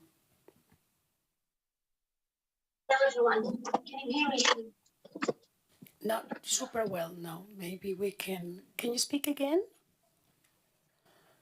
Can you hear me now? Yes, please continue. Yeah. Shall I introduce myself first? Yes, please. My name is Maymouna Al-Ammar. I'm a violence activist and a human rights defender with more than 8 years experience in social work as a founding and key field member of the leading child protection NGO in Syria, Horas Network. I co-founded with other friends the civic action organization Syrian Non-Violence Movement in April 2011 and took the lead in many of its activities. Its focus was on organizing protests and strikes, as well as peaceful dilemma actions. Having my only two brothers as forcibly disappeared since 2012, I'm a board member of the Families for Freedom movement, which advocates for the rights of the forcibly disappeared people in Syria. I'm a friend of Nabil.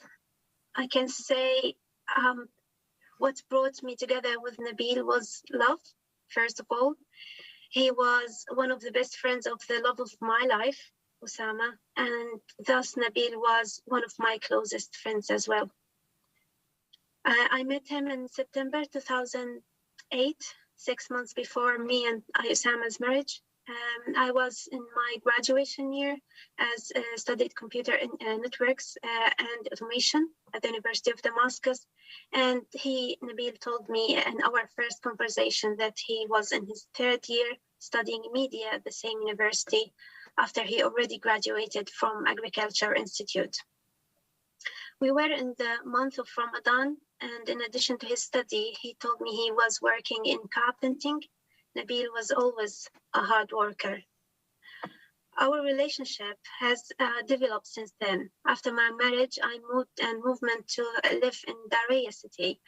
He used to visit us in our home there. We often went out together and have gatherings also as a group of a part of a larger group of friends in the city. I was almost on a daily contact with Nabil during that period. Nabil developed a profession in journalism through his academic study and through professional trainings by the Institute of War and Peace Reporting. I remember when he shared with me one of his first impressive works from 2010, a film that was reporting on a youth initiative of a cleaning campaign for Barada River. Actually, he was a member of the initiative group himself. He documented the work by filming and publishing on his blog, which was active since before, and through which he shared our common concerns about oppression, corruption, and social change. I realized early that what brought me together with Nabil was much more: the sense of valuing and respect to genuine dignity of humankind and the opposition to all types of dehumanization practices, whether they were practiced by dominant authorities or historically emerged in social norms. With the beginning of the uprising in the Arab world, starting from Tunisia, me and Nabil were highly immersed in following up on what was going and attended several gatherings of Syrian youth from all over around Damascus who have common concerns in public affairs and great desires to enact social change. With the escalation of violence in Libya and atrocities against civilians, Nabil, Osama, and others, I think Hanan also was there, participated in a stand in solidarity in front of the Libyan embassy in Damascus in February 2011, and were faced by security members with truncheons and gas bombs, as well as cursing and swearing with the worst words you would ever hear in your life.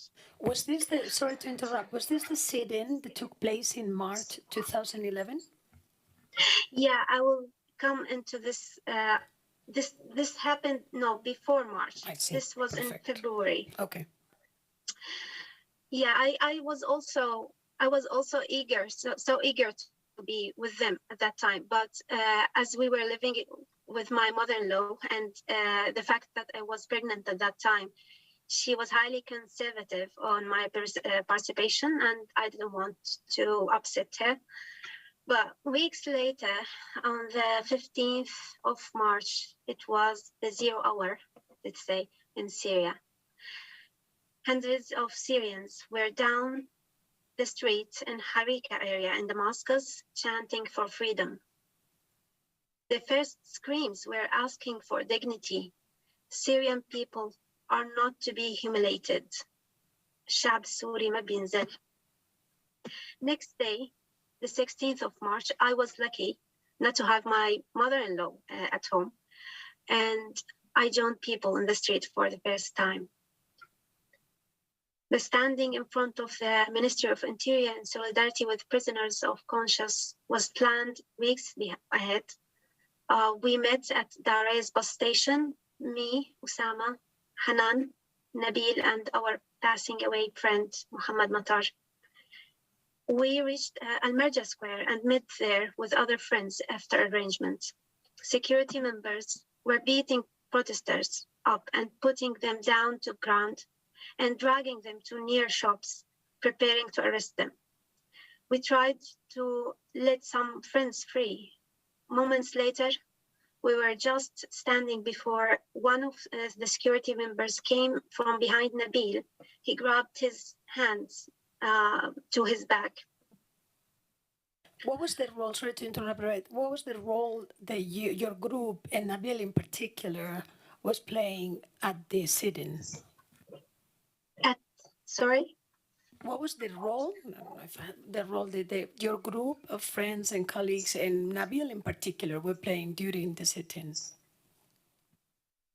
Yeah, we were just participating, standing with other people. And also, I believe that Nabil already was in the groups who made arrangements for the sitting weeks ahead. But for me, I knew about the standing, through like media, but secret media, and because of the presence of my mother-in-law, I thought maybe I wouldn't be able to go, but I was lucky that day she wasn't at home. So in the arrest of Nabil, what happened later, this security member grabbed Nabil's hands to his back and he tied them and pushed him to walk in front of him. Our other friends said, what has he done? If he did something wrong, I want to be tied in with him. So we all said, all of us with him, and we all walked to where they were taking Nabil. It was a barber shop. They called for a vehicle, which took us to the security branch known as the region branch, or branch number 227. Arrested males and females were separated. We were all searched, registered, and investigated individually. Although security officers threatened me and verbally humiliated me, I wasn't beaten. However, I knew that Nabil was beaten and tortured in that occasion. Let me just stop you for a minute, because I believe Mr. Nassar was arrested with Nabil on that occasion. Do you mind relating what happened at the arrest and after the arrest? Yes, thank you. March 16, 2011, there was this call for a sit-in in front of the Ministry of Interior in competition with the prisoner of conscience who were previously on hunger strike. So the families of these prisoners of conscience call for this sit-in. So this is like 10 days before the date, 10 days before March 16th. So we have this appointment to gather, to be together as a group and join the sit-in. At midday, we went there, my wife, my friends, and myself. One of our friends, who was Yahya Shurbaji, who was there before us, he called me like 50 minutes before we arrived there. He said some security men came and took my camera, and maybe I will be arrested right now. They took his camera. They saw him filming what's going on, because in fact the clash started even before the time of the sit-in. The supposed time is 12 midday, but like 11 something, 11:30, when the security were there. By the way, they were there even one day before. I mean, the security people, the Shabiha and everybody, they were there. As Maymuna has just mentioned, in March 15th, there was this demonstration, the famous demonstration of Al-Hamidiyya in Damascus, which considered to be the trigger of the revolution. Nabil and I, in March 15, we were visiting a friend near Daraya. To be honest, we didn't believe that there will be a revolution so soon, because there was this call of gathering and demonstrating on March 15. I thought, maybe we thought, that there will be nothing, because there was a call in February the 4th, February the 5th, for Day of Rage or something in Syria, and nobody shows up. I thought that on March 15th also there will be nobody. But surprisingly, Maymuna called and she said, okay, it started. She is on the internet. I was in the street with Nabil. She put her cell phone in front of the laptop then I overheard the chants of the people of the demonstration in Al-Hamidiyya. They say, one of their chants is, "O Syrians, where are you? Waynak ya Suri, waynak?"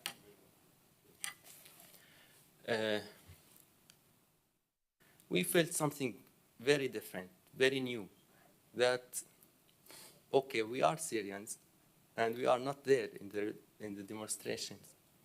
So we decided, Nabil and I, we decided we need to join this demonstration so soon. So we ran there. We reached Al-Hamidiyya, you know, but Al-Hamidiyya, Souq Al-Hamidiyya, the very famous and old ancient souq in Damascus, in the middle of Damascus. And there were nobody except Al-Mukhabarat people. All the shopkeepers were just astonished. It's the most crowded place maybe in Syria. But you know, everybody just as if it's freezing, just astonishing and looking for each other, looking at each other. And of course, Al-Mukhabarat were just have this different look. You know that, okay, this is a normal people and that is somebody else. We reached Umayyad Mosque because the call of the first YouTube called for another gathering in Umayyad Mosque, which is at the end of this souk, Al-Hamidiyya souk. So we reached this mosque. Also, there were nobody but this Shabiha and other scared people like ourselves. So, okay, the demonstration is off. No demonstration for today for us. So we went back home. On our way back, we said, okay, let's say where we are going to gather next morning, you know, because this is March 15, and the Ministry of Interior sit-in is the next day, the very next day. So we went there because it's on our way home to Al-Marja Square, Sahat Al-Marja. It's the very normal movement in the street, except there were like 3 or 4 buses, very big buses, with soldiers in, just ready to fight us on the next day. So when we showed up the next day, they were there before and ready to have this battle. I don't know how they charged them. I mean, morally charged them. Okay, some traitors are going to be there tomorrow, and you are in charge of cracking them down. And this is actually what happened. So on March 16th, Yahya called. He said, okay, I'm arrested, but I'm just have my mobile so far. You will lose me very soon. I called my other friend Razan, who's also one of the organizers. I told her, where are you? She said, oh, come over, we are here already. And I also started to, again, hear the chant by the phone.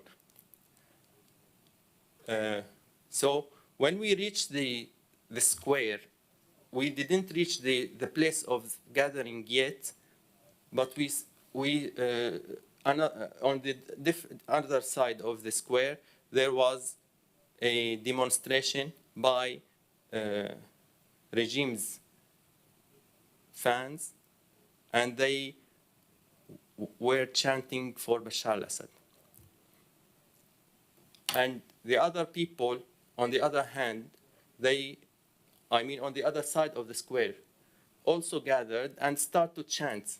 These chant, Allah, Syria, Hurriye, Allah, God, Syria, freedom. And those people start, Allah, Syria, Bashar, Ubas. God, Syria, Bashar, and that's it.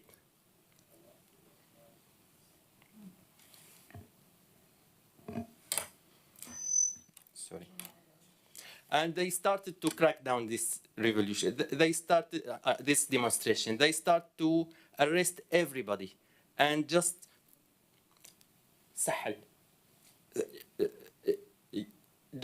very harshly, very violently dealing with people and arresting them, hitting them, including one of my friends. I didn't know her at that time. She's such a nice young woman, and she were hitting by them, by like 7 or 10 young men. We tried to take her out, but they, anyway, took her.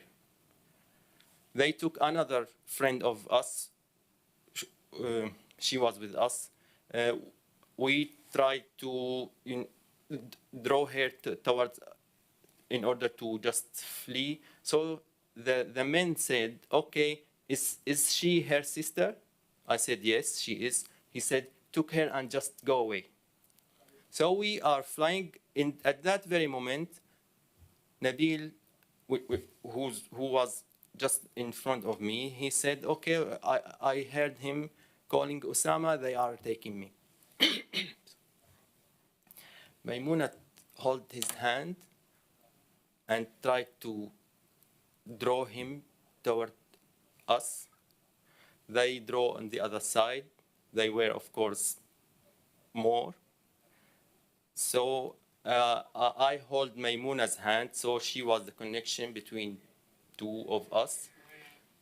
So she said, if you are going to take him, I'm going with him. They said, no, you just leave. She refused. Then they asked me to leave. I told him, okay, she's my wife. Again, they asked her, okay, take your bloody husband and go away. She said, no, bring Nabil with us. She refused. I refused. So we all went together in that bloody barber shop. And later on, other friends joined us in that shop. Later, we were put in a van, the civilian van, and we were taken to فرع المنطقة 227. I know this branch before. Osama and I got arrested in the very same branch like 8 years ago. When you went there after 8 years, I mean, when you went down, seemingly, you know, under the ground, there is a tunnel. You go through a tunnel in order to reach the cells. So when you go through that route again after 8 years, I felt like the time never passed here, as if we are again 2003 for us. The same paint, the same posters of Basil al-Assad, who's the Bashar al-Assad's brother, eldest brother, who was supposed to be our president, but he passed before, with his, you know, horse. The same Hafiz al-Assad posters, the very same. I mean, they never replaced them. They are there on the, just getting a little turnout. So we went there to the cells. For the beginning, I shared the same cell with Nabil and with other two friends. Actually, with one friend and other newly friend. I didn't know for that moment. And later, after like 1 hour, they just separate us, every two people in one cell. Of course, in the very beginning, they separate us women from, you know, male and female, all, everybody aside. What else? And after that, how long did you stay in prison in that occasion? We spent the night there. The next day, they took us to to be questioned. The very next day at the evening, I mean maybe March 17th, we were taken to the court. And there, it was different for us, you know, because I was arrested like 3 times before this time, all for cleaning streets and such stuff. We never go to jail like any other people. So all the time I was arrested and released from the security branches. So when we were transformed to the court for the first time in my life, so this is a different experience, because the policemen who belong to the court are very different people. They are just normal people, just officers doing their jobs. Very different from al-mukhabarat people. So there was this shift between the two worlds. So now we are We are not blindfolded. We can look at whoever talks to us. We receive food. We receive, we talk to us. They call our names and so on. So Nabil and I and other 30. By the way, this is the محضر.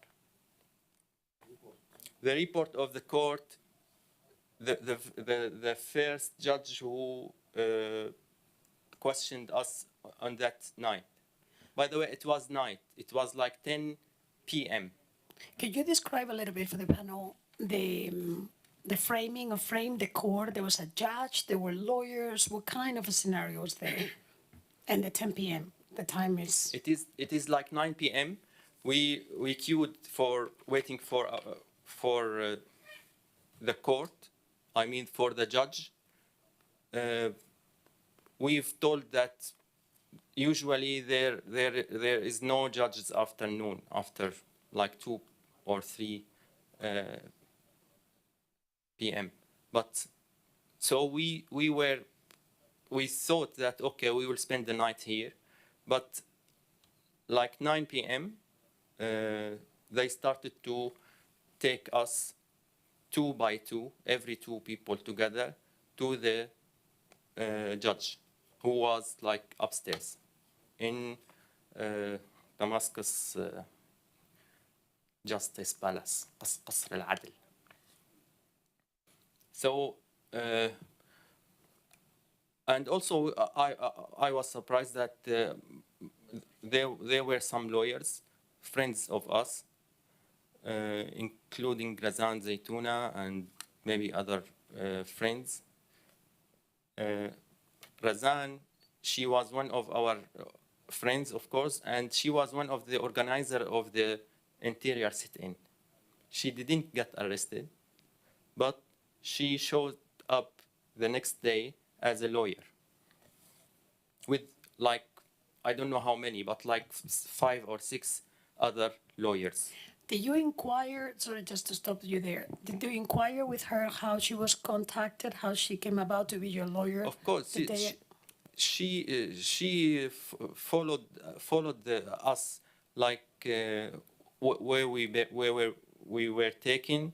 By the way, she followed every single detainees even before the revolution. This is what she does. She documented every single prisoner of conscience in Syria since maybe like 1990 something, or so. They followed us. They knew somehow they knew that okay, we were transferred to the court. They spent the day waiting for us to show up in front of this judge in order to be questioned. At night, like 10 p.m., my turn came, and there was another guy with me. I didn't know him before. One of those lists, one of those people. They are 32 people, all men and women. And the charge is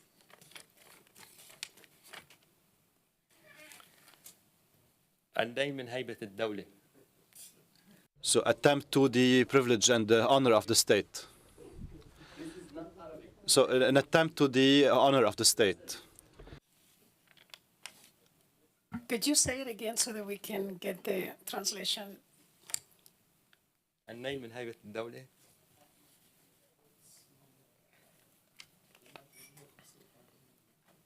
Yeah. An attack against the honor of the state. So the defendants protested before the Ministry of Interior on 16/3/2011 in order to change the form of the government and change the social form, and to incite for strife between the components of our state.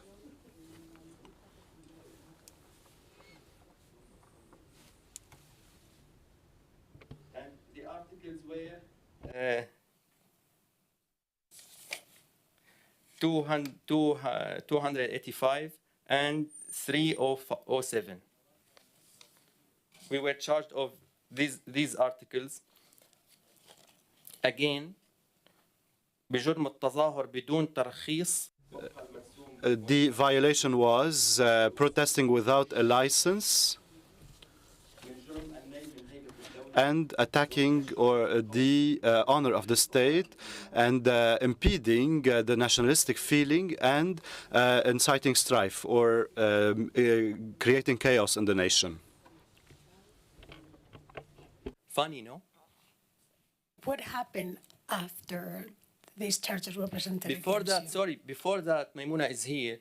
Before that, they asked me to attend, I mean in the branch, in the security branch, 227. They called me, like also, I don't know what was the time, like midnight.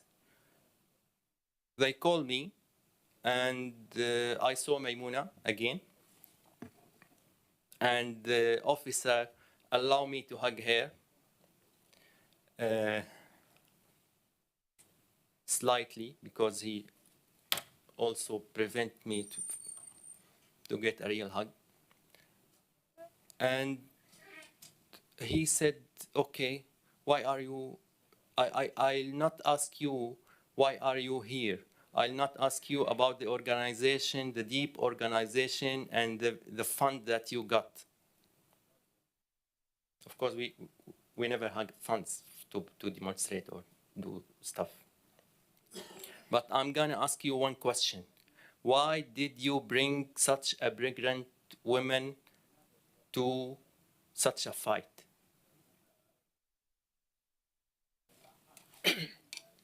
And I told him, we were not there to fight. And I brought nobody.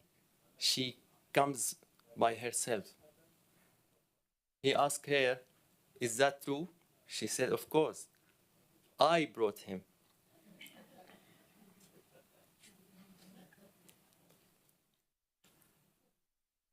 Again, he said, who brought who? I told him, okay, I was putting on my clothes. She said, well, I want to join you. I said, you are welcome, join. So we were there. So the other guy, the other officer, sarcastically said, so you have democracy at home. Then I told him, okay, if we don't have democracy at home, we will never demand democracy at streets. And then he stopped joking. He said, okay, only because we are human, because we are very nice to you, we will bypass your crime, your mistake. You do mistakes. You are like our children, and we are to release your life, your wife for now. Because the Siyat al-Liwa, the very big general at the home, at the branch, suggested that, okay, you just release the pregnant woman. So he asked some guy to, he said, okay, now you will witness her just leaving home. And also, she was accompanied by a very, he raised the phone, he ordered a taxi with a very nice and respectful guy. Again, he stressed, send me a very nice and respectful guy. And a guy showed up. I asked him, you please let her go alone. I don't want her to go with this nice guy. Anyway, she left. And next day we were at court. And the next day you were all freed. And did they? No, we were detained for this nice judge sentence. I don't know his sentence, but sent us to the prison, Adra prison, Central prison, and there we were received by our prisoner of conscience. Some of them were friends who we were supposed to do this sit-in for their sake. So we joined them now. We were all now prisoners of conscience. And also we joined their hunger strike. We went on hunger strike with them. How long were you stay in the prison at that time? We stayed this, by the end of March, we were released because of this amnesty, because while we were in prison, there was an amnesty. And they released us, and they promised that, okay, everything will be okay. By the way, the paper, the 3 papers that I have just mentioned, the next day, the next day headlines were Mundassoon. We are the Mundassoon. They are the people who were incited or pushed to interfere. So they describe us. Thank you. They describe us like intruders, like infiltrators or intruders. Demonstration that chanted for Bashar al-Assad, that the welfare that we live in Syria. And some intruders showed up and damaged that harmony. Were you with Nabil during that period at all times? And this next question is, were you mistreated or tortured during that time in March in jail? It depends how you define the mistreatment and torture. We were mistreated, yes, and there was some torture, but I know it's not relatively. It's not something to be taken in relative to anything, but in relative to what happened next, that was nothing. It was like a picnic.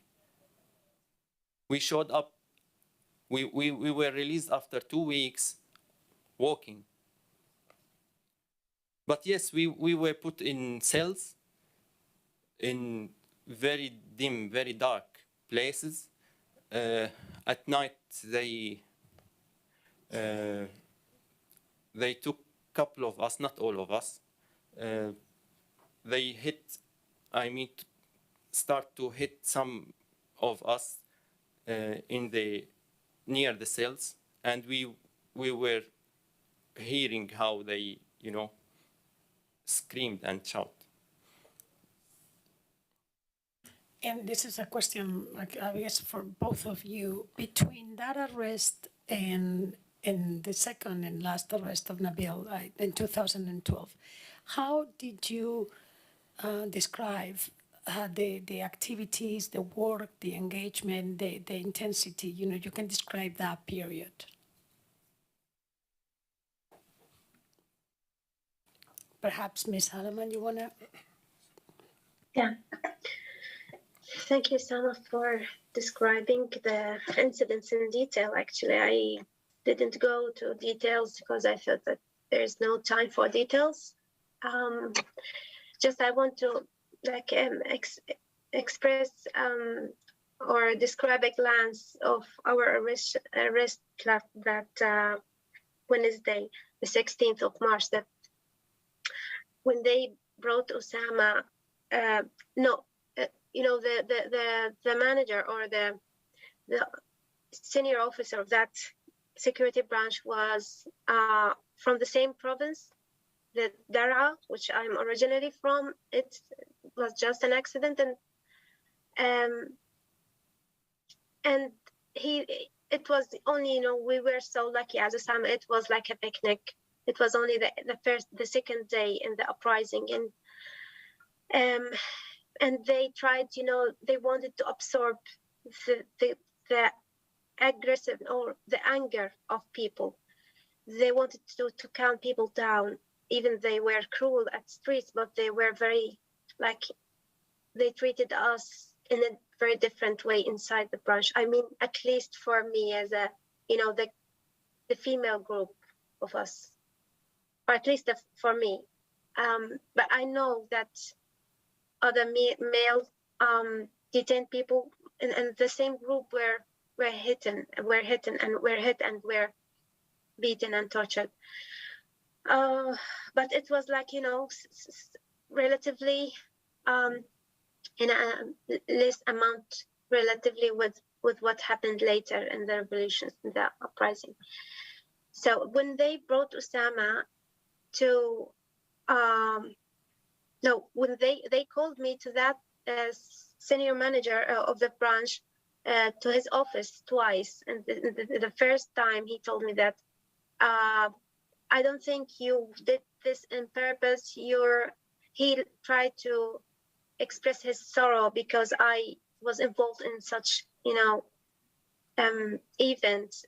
And in the second time, after that, I was down again because you go from the entrance of the, you know, the office's room and the jails to another entrance beside, and there's the red carpets and the stair. You go to a wide office, very wide office, all of, you know, wood, and he was sitting there. And yeah, when I was brought down after I met him the first time, they told me, what will you say when you go out? Will you say that we brought you water to drink? We let you wash your face? We let you pray? I told them, okay, yeah, I will tell people that, but also I will tell how you treated people very cruelly. You dragged people on the ground. You beaten people. You blooded people. And they wanted to threaten me, to scare me. The senior manager called me again, and this time he was also showing like upmasking or uncovering the mask of her, like his face, and showing now speaking in a threatening language. He pretend to talk to somebody on the phone, and who is on Duma's prison, Duma's woman prison, and he said he was asking him if he has a place in him there. There is a lady, they want to send that lady to their branch. And then he turned to me and said in a very, like, you know, like bossy way, you thought that we don't jail women, we don't jail pregnant women. Of course, we can take you to Duma prison. A woman there will take care of you. You can give birth there. And then he, like, saying dozens of, you know, swearing and cursive words that I really don't like. I know they were like humiliating me, but I really don't remember them literally. But everybody in Syria can guess what are these words were. So, and when they asked for Osama to see me before when they decided to release me, I was shocked to see him when he came. He was barefooted. It was a shock for me because, you know, it was, you know, the ground was too cold. He was without his jacket. He wasn't wearing his glasses. I didn't imagine that he would show up in this situation. And he was like,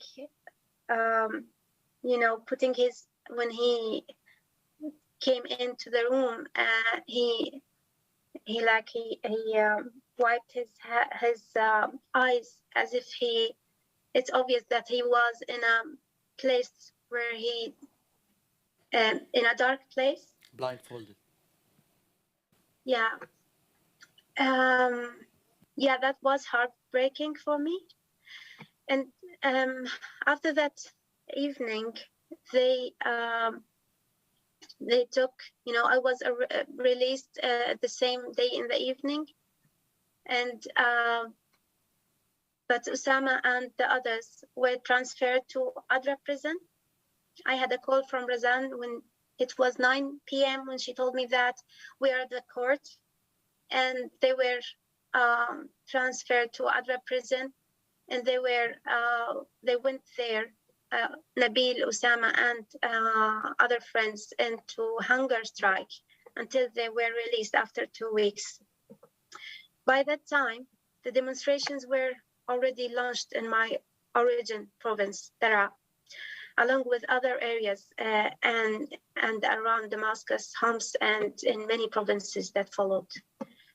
Peaceful protests were faced in these later occasions with gunfire.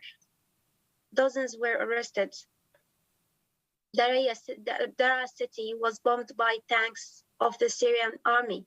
Systematic arrests campaigns were breaking demonstrating cities. One of the first was in the city of Daraya, where I was living. In dawn of the 1st of May 2011, our house was raided and the whole building was bounded by tens of soldiers and security force members, just in seek for Osama.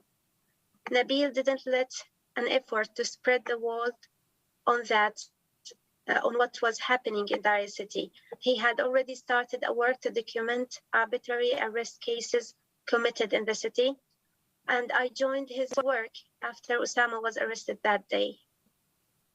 I followed up arrest cases, documented precise details, interviewed eyewitnesses, family members of detained people, and recently released detainees. The first month of the uprising also overlapped several accidents of arrest of my 2 brothers, my father, and many relatives of mine. Moreover, I lived through the pain of losing my husband while going through the pain of giving birth for our first child. He was released when our daughter was 17 days old. However, it didn't make no difference for me for my enthusiasm to document violations, to continue documenting, which had been taking place on a daily basis. I was working from behind the screen of my desktop, and to be able to do that without any social barriers related to being a woman, I had to create another account with a male nickname. This virtual personality was fast well known to almost every single young person who was involved in the uprising in Daraya. He was respected and highly admired because the hard efforts he put day and night, and the way he communicated respectfully, professionally, and empathically with people belonging to all different parties in the city. I also was in continued contact with Syrian lawyers to follow up cases of people who are imprisoned. I communicated documentation to international human rights organizations like Amnesty International and Human Rights Watch. Work developed later included keeping records of killed and missing persons. And this, after the arrestation of Nabil, this happened, the massacre of Daraya in August 2012. I documented every single, Ms. Salman, what happened to all this what happened to all of these collections and all of these documents? Have you stored them, and does any use been done to them? The documentation became a credible source for local and international organizations, such as Violations Documentation Center in Syria. We were in continuous cooperation with them, and they accredited our work in their documentations also.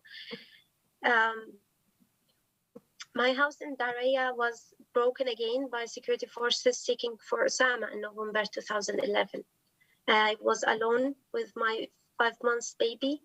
They arrested my brother at the checkpoint and forced him to lead them to my home. In that incident, they threatened to kidnap my baby if my husband didn't hand himself to them. After arguing with them, they decided to leave me. They took my brother and swore to turn him back a dead body. I left my house immediately after that, and I felt now wanted. I joined Osama, hiding in Damascus. We moved to a new place each time one of our friends who knew our place was arrested. Nabil came to visit us several times. Last time was in late 2011. He told me, Maymuna, we will start a newspaper. Would you like to join us? I told him I barely was able to catch up for the work on documentation day and night. He laughed. We both laughed. That was the last time I saw him. The work of documentation was growing and developing. Even Nabil was less involved in it by time, as he was taking on his shoulders other huge responsibilities. Thank you. I helped Nabil in preparing the arrest update section in the Enab Baladi newspaper. However, after only 7 months of our documentation work started, Nabil was arrested on the 26th of February 2012. He was in one of his visits to Daraya city, although he was forced to go into hiding since his last release, along with Yahya, Osama, Ghiyath, Matar, and others of our friends. And despite the fact that he was doing a huge effort through managing the media section in Daraya's local coordination committee, he was still persistent to meet other activists in person and smuggled himself frequently to visit the city. I was in a daily contact with him till that day when we were about to start our daily wrap-up conversation. I told him I need to change my place and I will come back to him. But I never come back due to the fact that Nabil was not there waiting for me anymore. He got arrested afternoon that day. Thank you. I don't have any more questions. Mr. Nassar, do you want to add anything else? Yes, I just please I want to add why did Nabil come back to Daraya? We were relatively safe after we put this strategy that every time somebody got arrested, we move somewhere else. After the arresting of our friends Yahya Shurbaji and Ghiyath Matar and other friends, we felt more threat. We moved to a new safe place. But all of a sudden, Nabil decided to go back to Daraya. I had this discussion with him. Okay, why are you going back? We are doing good here.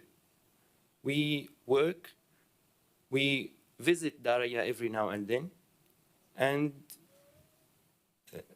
things are going anyway.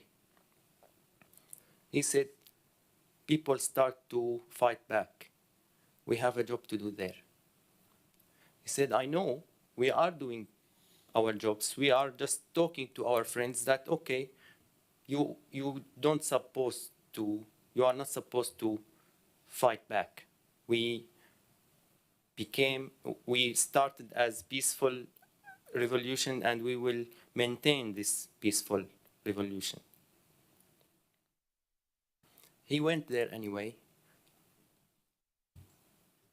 He said, it's only a couple of days. I will go there, fix some stuff and go back to this safe place.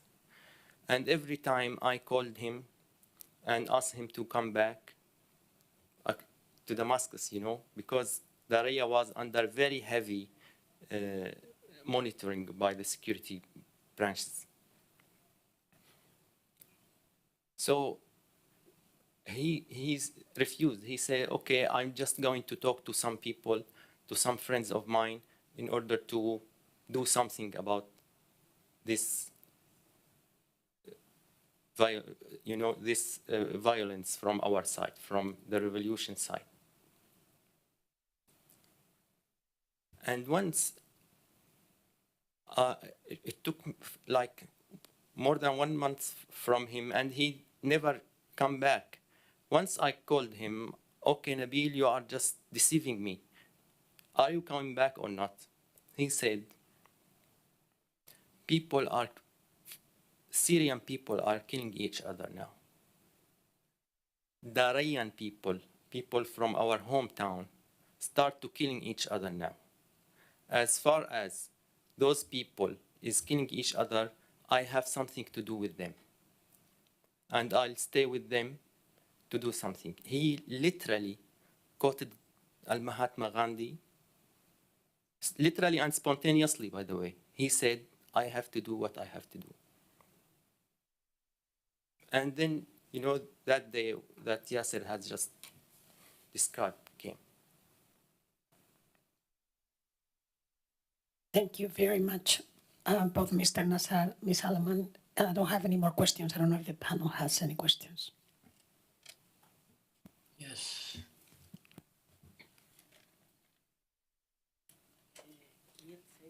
Hello. Hello, I think we have Gil from Australia, but we don't see him. Oh, here he's coming now. To my friends, the witnesses, thank you both very much for such an amazing journey which you have described to us. And in particular, I'm interested in the psychology of repression, which you've demonstrated illustrated very well. I have the greatest respect for the principled and ethical nature of the movement in which Nabil, you and others confronted the regime. But I do have a comment and then a question on the issue of nonviolence. I think it's important to discuss this. You mentioned the nonviolence of Mandela and Gandhi and others. Regarding Mandela, there were actually two Mandelas, and I imagine you're aware of this, but he was the leader of the armed struggle for many years. He was also a prisoner and negotiator of the end of apartheid peacefully. History will judge which was the most significant. My question, some commentators have argued that Gandhi's apparent success with a nonviolent strategy against colonial Britain required for success very specific circumstances and does not represent a universal strategy for revolution or for confronting authoritarian governments. Could we say that Syria was a quite different situation from that in which Gandhi deployed his strategy, and that nonviolence was not actually a useful strategy at that time and in those circumstances in Syria? Thank you.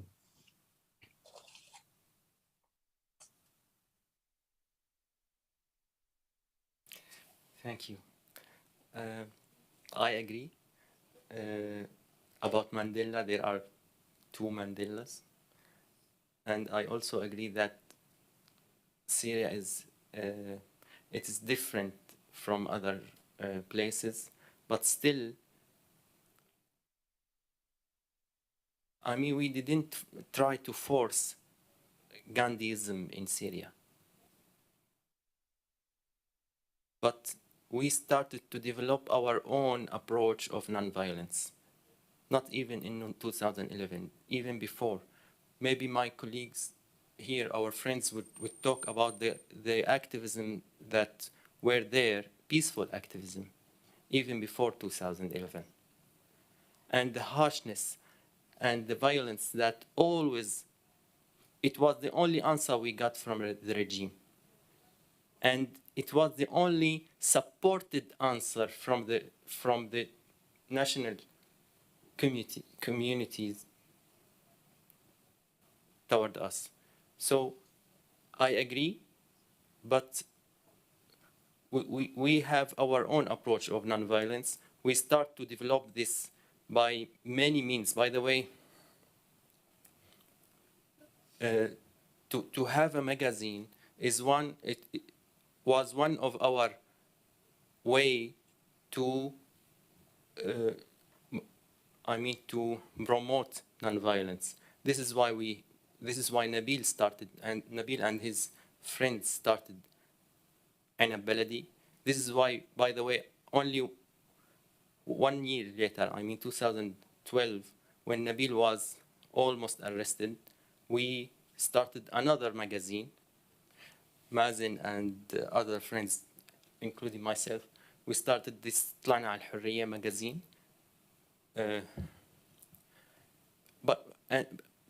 One thing, the journey of طلعنا على الحرية was very, very tough journey. And every time now I'm the chief editor of this magazine. Every time we have obstacles, and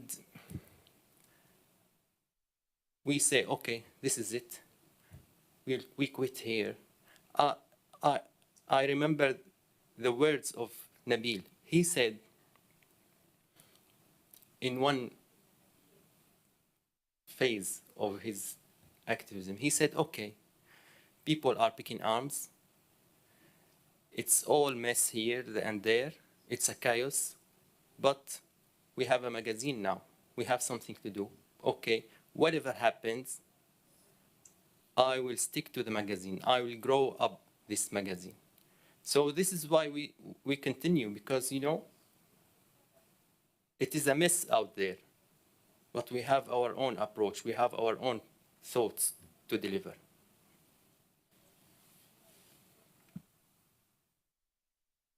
Thank you.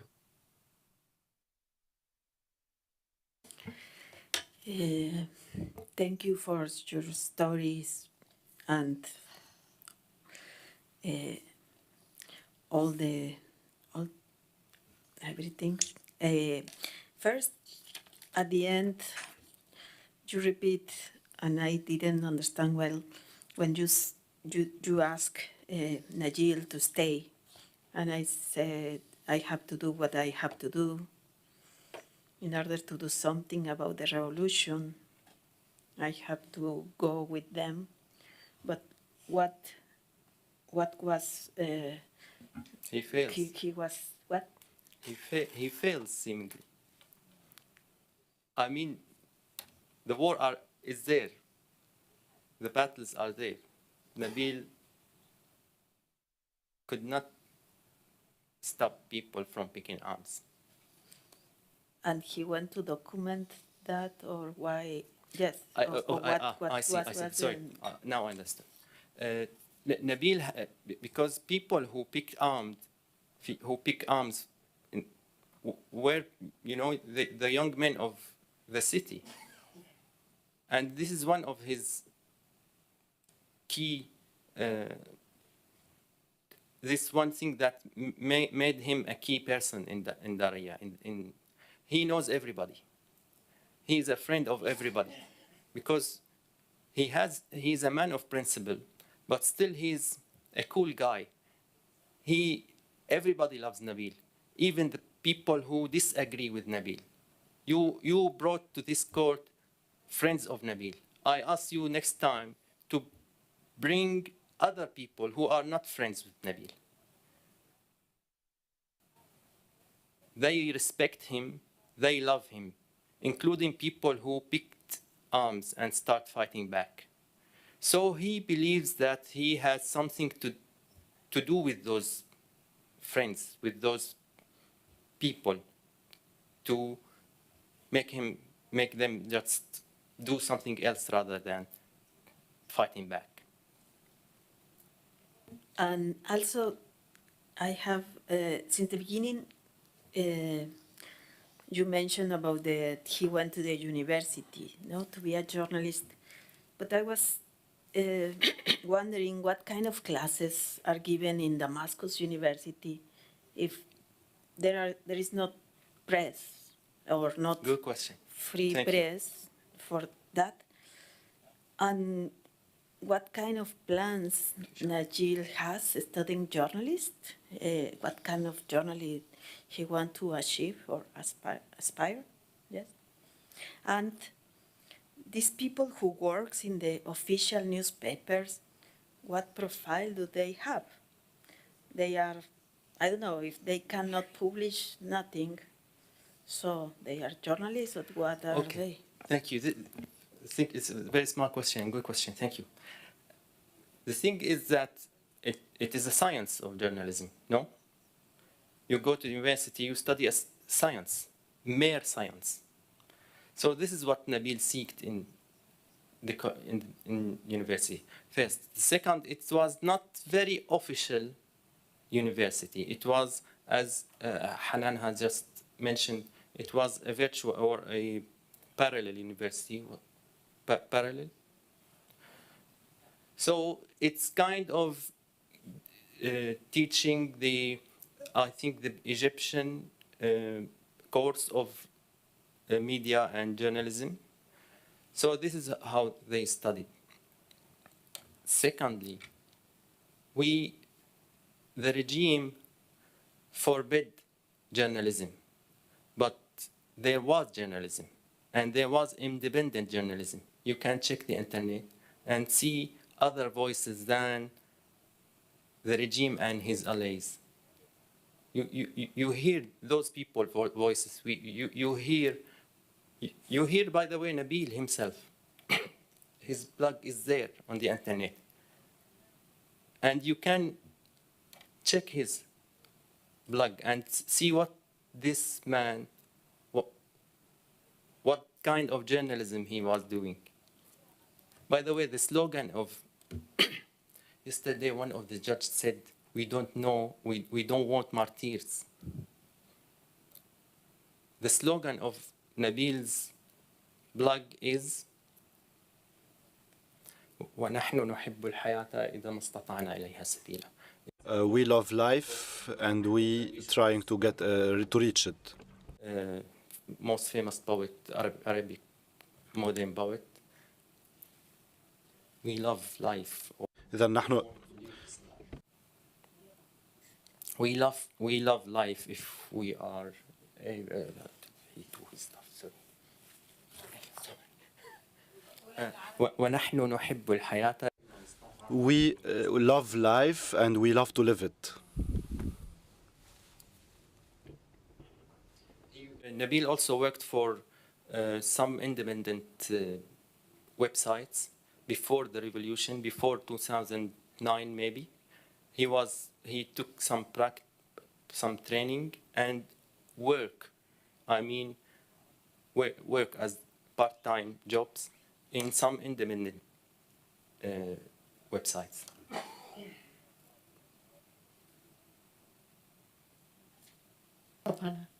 Yeah, thank you, Sama and Nina, for what you have told us. So I want to come back to this whole thing about who is the journalist, because we discussed some of it yesterday. And this thing of whether journalism and activism are two separate things, which is often put out. And it's not just in countries like yours, it's in many countries. And somehow journalists who have political convictions or a passion to bring about change in society are told by other journalists that you are activists as if it's an inferior position. Yeah, so I'm very conscious of this, for instance, in my context. But on the other hand, the principles of journalism that we are taught is that you have to speak truth to power. So if you have a situation as you have in Syria, where you have 3 official papers which only give the official narrative, then the journalists there are stenographers, right? Because they are basically taking down whatever they're told and then reproducing it. So in fact, they are not journalists, but the journalists who have a strong conviction about wanting to change their society and are writing about the real issues are the journalists. And this is my argument, which I have made in other contexts, and I think it applies to the Syrian context. And I'm saying this because I was very interested in the earlier testimony by Yasser Kolani, who talked about how there is a phobia towards journalists, you know.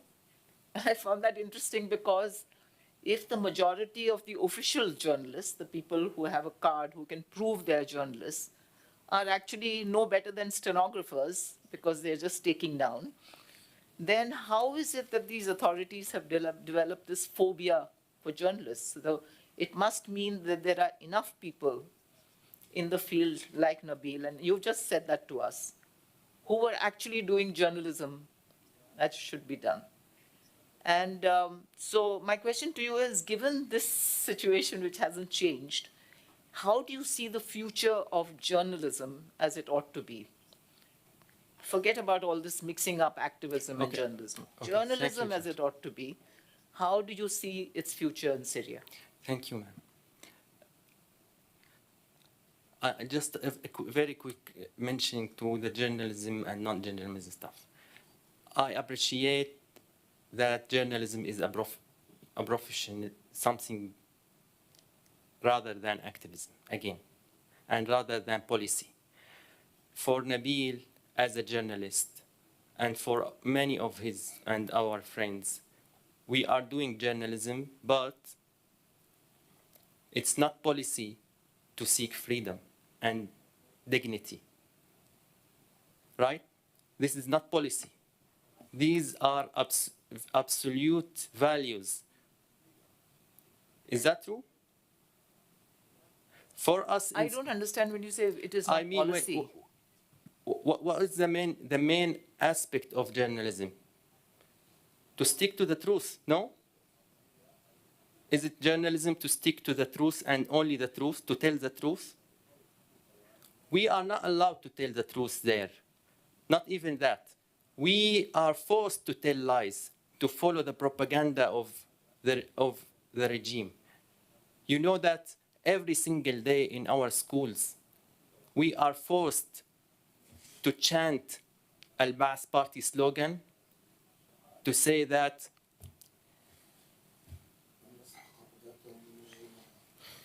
to repeat the propagandas of Al-Ba'ath Party. So when somebody shows up and writes an article, says, okay, there is something else. He's now he's talking politics now. He is talking something not neutral, not journalistic. So, one more thing, I think there is a change. Of course, the price was rather huge and unbearable for us, but there is change. Now, everything is there. Now, we can show up here and talk about what's going on there in Syria. We used to be the kingdom of silence in Syria. Now, Syria, one of the most noisy places in earth. But maybe some people do not want to listen. So there is a change, and I'm still, we lost Nabil, we lost many of our journalist friends and colleagues. But the future will not, it will not stay, it will not keep like this. There will be different world, hopefully.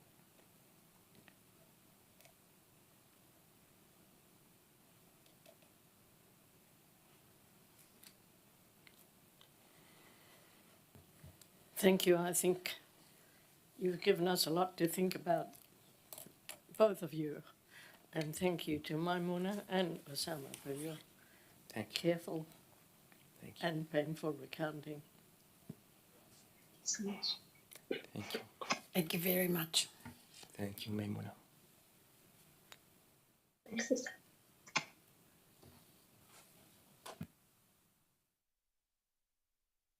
We'll now pause for a 30-minute break.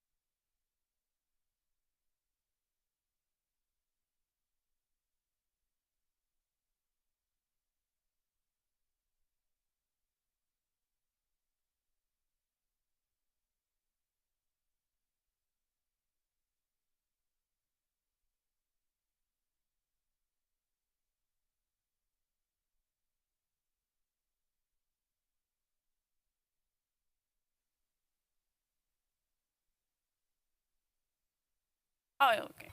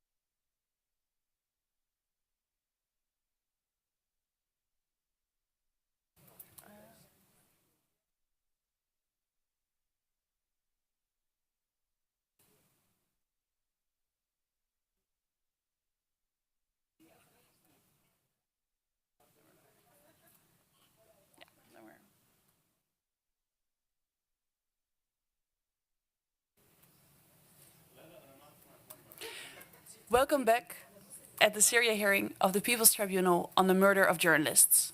I now call the next witness, Mr. Marwan Alash.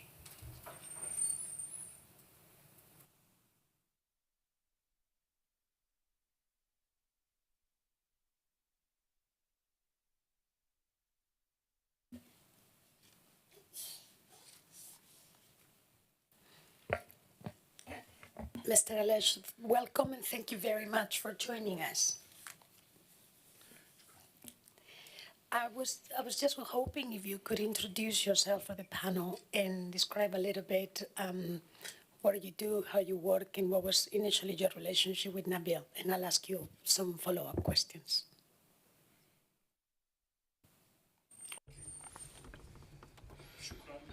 Thank you. It's an honor to be here in the presence of this court, which is looking into a very important humanitarian matter and shedding light on some points and issues that the public has to know. First of all, I will introduce myself. I'm Marwan Al-Sharbaji. I'm 66 years old, Syrian, and an engineer. I worked in the public sector at the beginning, and then I moved to the private sector in the commerce. My political affiliations are that I'm a liberal person, I'm independent, I believe in democracy for Syria. However, I paid the price for my beliefs, because in Syria, we are not allowed to think about democracy. Esteemed judges, I would like to tell you briefly a small political introduction about the situation in Syria. Yesterday, journalist Hala talked in details about it. However, she said that the movement in Syria, or the history of the movement in Syria, started in March 2011. However, this is not complete. At the beginning, Syria got its independence in 1946. From 1946 until 1958, 12 years, there was a Syrian bourgeoisie. There were magazines, newspapers, and others. There was independent media. However, with the nationalistic current in Syria, and in 1963, this vision changed, the structure of the society changed, and everything changed because of the emergency law that was declared on 8 March 1963. And then the Ba'ath coup started, was launched, and it's similar to other revolutions, other coups that, and it led to dictatorship. It did not lead to building a progressive or democratic society. That is despite of the slogan of this party, unity, freedom, and we're living together. However, they built a totalitarian regime starting 1963. The military were in charge of Syria, were in control of Syria. They marginalized the people, they marginalized the political elite, they marginalized all syndicates and all journalists. So on 8 March 1963, the repression started in Syria. And then we will move from 1963 until 1970. So we had 7 years that led to the coup of Hafiz al-Assad.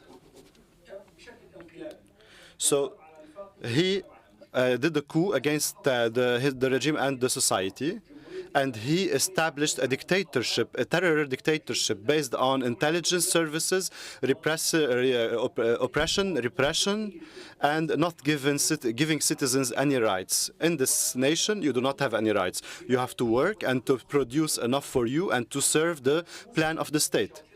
It's based on the Stalin, Ceausescu, and Mao.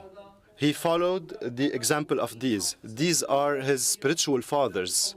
So he built the kingdom of silence, the kingdom of terror, and the kingdom of the republic of failure. Ceausescu, he followed the steps of Ceausescu and built Syria. He built Syria also based on a security example and based also on the Chinese Maui in the extremism that he had in his way. So all these qualities made people respect him on the surface. However, Syrians, deep inside, they don't respect this because it did not give them any possibility to growth, of natural growth. What happened in Syria was a very slow growth. However, if, for example, if he built a school or built a street, they celebrate it as a great achievement. However, they decided to forget the long history of Syria, over thousands of years with great culture and heritage. Everything was put on hold on 8 March 1963, and this was deepened by Hafiz al-Assad. Starting in 1970, parties were banned, newspapers were banned, expressing our opinions was banned, and there was all the Syrians were repressed. Syria has 16 confessions, ethnicities, and religious groups. Syria is diversity. Syria lived 1,400 years without any conflicts. There was not even a civil war. There was no fight between Syrians. Never. This has never happened in the entire history. Maybe there were some small incidents under the Ottomans. However, Syria after 1963 and 1970 is a new Syria compared to our history. Since 1970 and in 1975, secret parties were established. Syrian opposition is not similar to opposition in Europe. Syrian opposition does not have any rights. European opposition participates in the parliament and in public life. Syrian opposition is oppressed and they are not allowed to express their opinion. If we distribute the magazine or a secret, if we distribute any magazines or newspapers related to these secret parties, we would be sentenced to 10 years in prisons. One of my colleagues, who is a communist, was imprisoned for 10 years because he was distributing a party newspaper. So all this created some sort of revolution inside the people.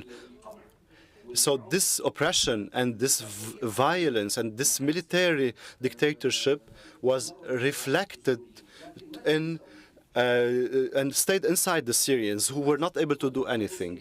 In 1963, when the Ba'ath took control, the first resistance started in 1964.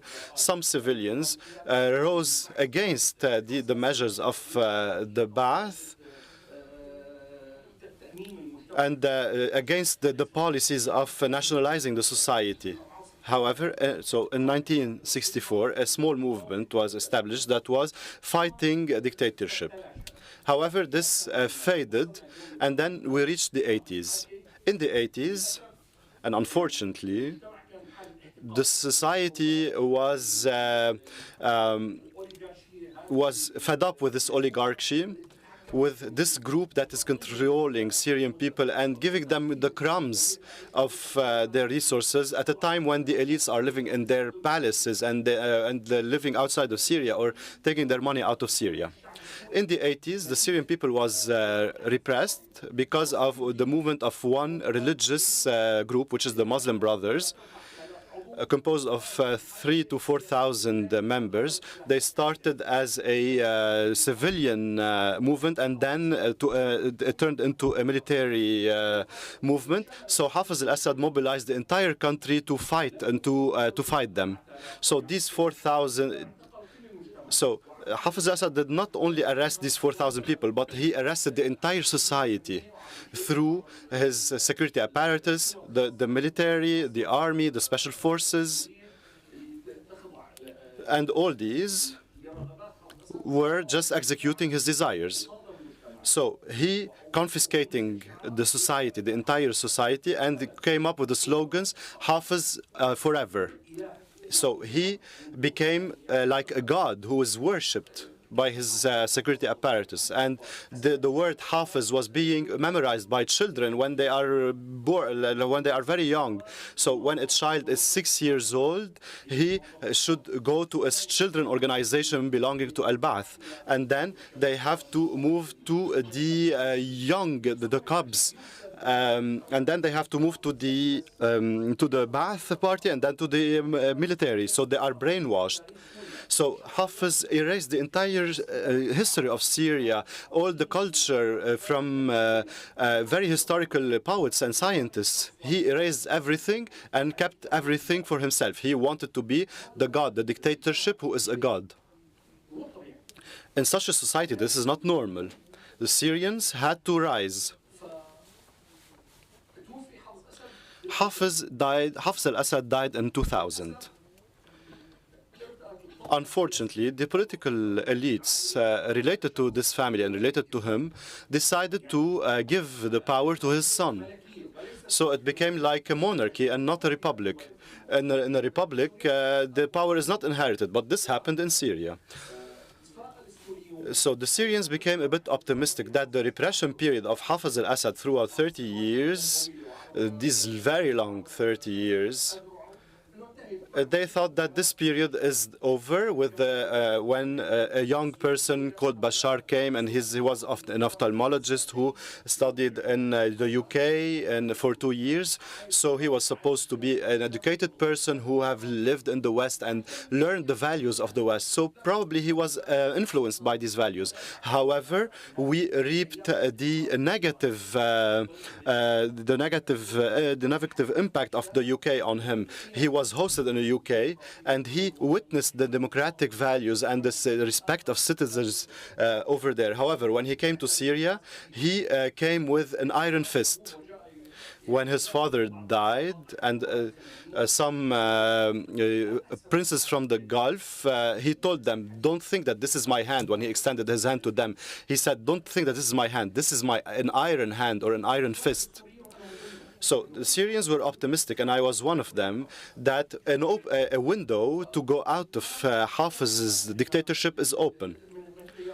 So from we, the Syrian people, the journalists, the syndicates, and everyone, we were all unofficial and only based on our personal status. We were not allowed to meet or to be an organization. So we have to work within the field that the regime has given us. We cannot work outside of it. So we thought that a window was open. We have a new young president, and we were optimistic. We thought that he is different from his father. So we thought that we have to cooperate with him in order to move Syria towards a more advanced phase, to build a democracy, and not to continue with the totalitarian regime with the violence and depriving people from their rights. So, and then a movement called the Spring of Damascus was established, and so they said that this is a new president and he will allow us to work. So they established the Riyadh Safe Forum, the Badra Khan Forum in Hasake, and other fora in Hasake and Aleppo and other areas of the country. So these people felt comfortable, and I was one of them. I thought that there was no arrest, there was no violence. Suddenly, so we're talking about the July 2000. 3 months after that, we were informed that we were not allowed to gather because these fora were illegal. And then they started with an arrest campaign against everyone who participated in the fora. They arrested Habib Isa, their colleagues, Fawaz Killo, and others. So they arrested 10 people, and they considered them as the leaders of the media. They considered them as the leaders of the Spring of Damascus. So they sentenced them to 5 years, except for Adel Dalile, who was sentenced for 10 years, and there were reasons for this. So they repressed the dialogue based on culture and building the new Syrian identity or nationalist identity. However, this spirit of democratic change remained. And in 2005, I joined the Damascus Declaration project for Syrian nationalists from secular people, from independent people, and from the eliminated people.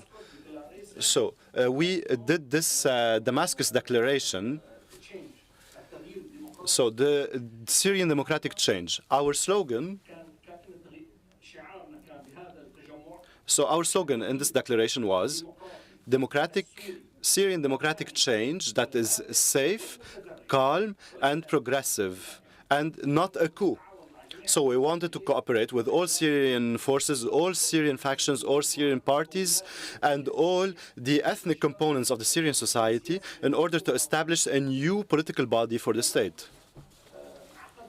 We also convened a meeting in Damascus on the 30th of December 2007, and a few days later, so the meeting extended over a few days, and then the response was these people, these 12 people, 4 doctors, 3 journalists, 2 engineers, and an artist, and 2 female doctors, Ms. Horani, who is the daughter of another politician, and the other person who is Yasser Aiti. You can see their photos on the screen.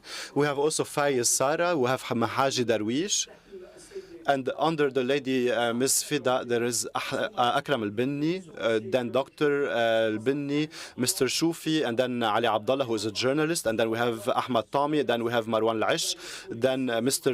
Saif, who is very well known, and then we have the artist Talal. So all these 12 people were the leaders of the Damascus Declaration. They were calling for nationalistic spirit, for democracy, to build a modern state and not to continue under the slogan.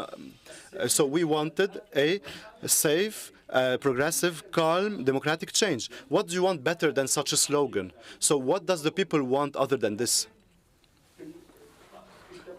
However, we met, and a national council was elected, and 189 Syrian figures attended this meeting from all ethnicities, and they issued this declaration, which is the Damascus Declaration. The regime did not like this. How would we call for a change? And this change is an attack, is trying to remove the regime. But what we meant is trying to build a state of citizens, a nationalistic state that embraces diversity. This is what we want as a democratic state. But however, what happened? These 12 people, all these 12 people were arrested. We were put in the intelligence headquarters for 2 months with torture. The third person is Mr. Faiz Sara. He was beaten in front of us. His screaming and his moans reached the entire building, filled the entire building. Ali Abdullah also, and others. So they used violence against us. They used atrocious ways to torture us.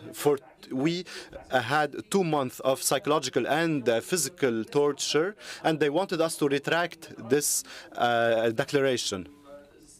However, we held on tight, and then we were sent to a court.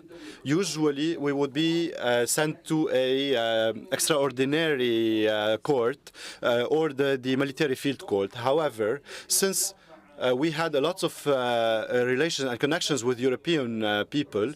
The French president and the Speaker of the Irish Parliament and some members of the European Parliament, they all interfered, and through them we were able to move from the military court to a civilian court, and we were tried before a civilian court, Syrian civilian court. We had a defense, and with the presence of figures, prominent figures. So lots of people volunteered to defend us. Among them, Khalil Maatouk, Mr. Mazen, and he is forcefully disappeared, among others. So there were 17 democratic Syrian lawyers who defended us. So at the beginning, they sentenced us to 15 years of prison inside Naya. However, the interference of the Europeans and Syria was trying to sign some agreements with some European countries. So they gave us only 30 months as a jail sentence, and we were moved to Adra prison, which is a civilian prison, in 2008. So we spent 2008, 2009, and 2010 in the prison. I was released in July 2010. My colleagues were released either before me or after me, depending on the date of the detention. And during the imprisonment, so it was a civilian prison and not a military prison, so it was not like Naya prison. In Naya, you would stay in one room for 10 years. So one room for 10 years, one cell. It's 40 centimeters by 40 centimeters. This is the quota of a Syrian citizen in military prisons such as the Palmyra prison and the Saidnaya prisons, others. So 40 by 40 centimeters. You get one piece of potato or 2 olives or 1 piece of bread only per day. And during some time, some of our colleagues in Palmyra prison, they spent 3 months without bread. They were denied bread. This is what the head of the prison wanted. And the heads of the prisons were like gods. The head of the Saidnaya prison was also like a god.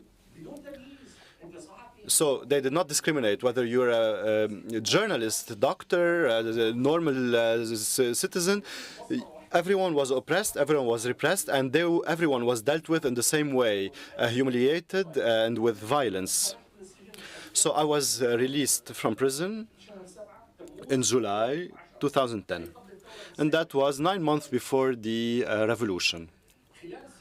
During the imprisonment, we were debating a lot. So since it's a civilian prison, we would meet with our colleagues and we receive visits.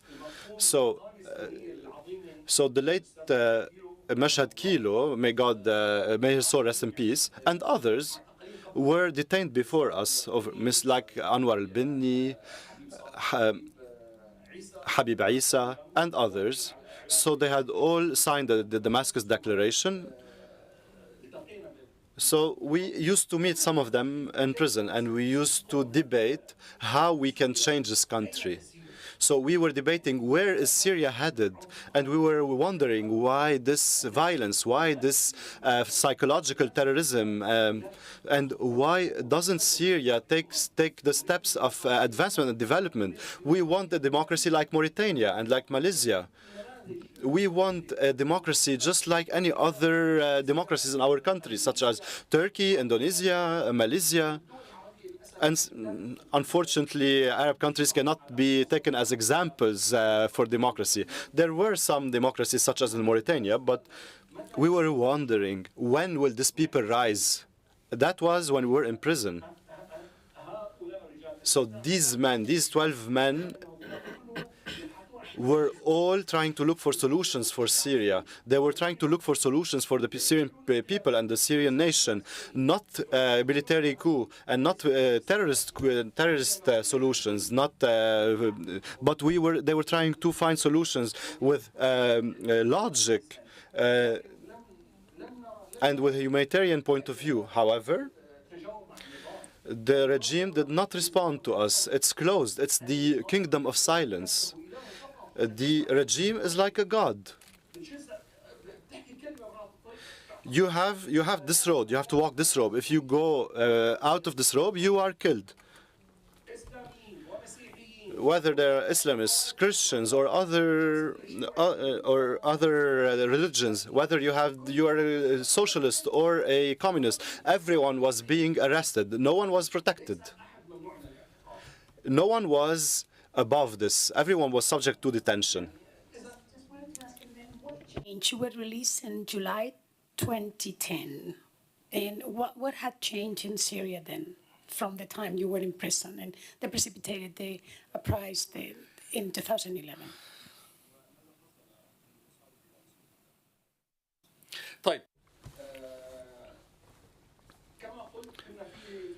So, as I said, we were in prison, and we were meeting and talking with our colleagues through windows, through water pipes from a room to another. We were talking through water pipes from a toilet to a toilet. This is how we were communicating. We were communicating through a small hall, like a window. And sometimes I used to meet some people through visits. I met with Mazen in a visit through a net.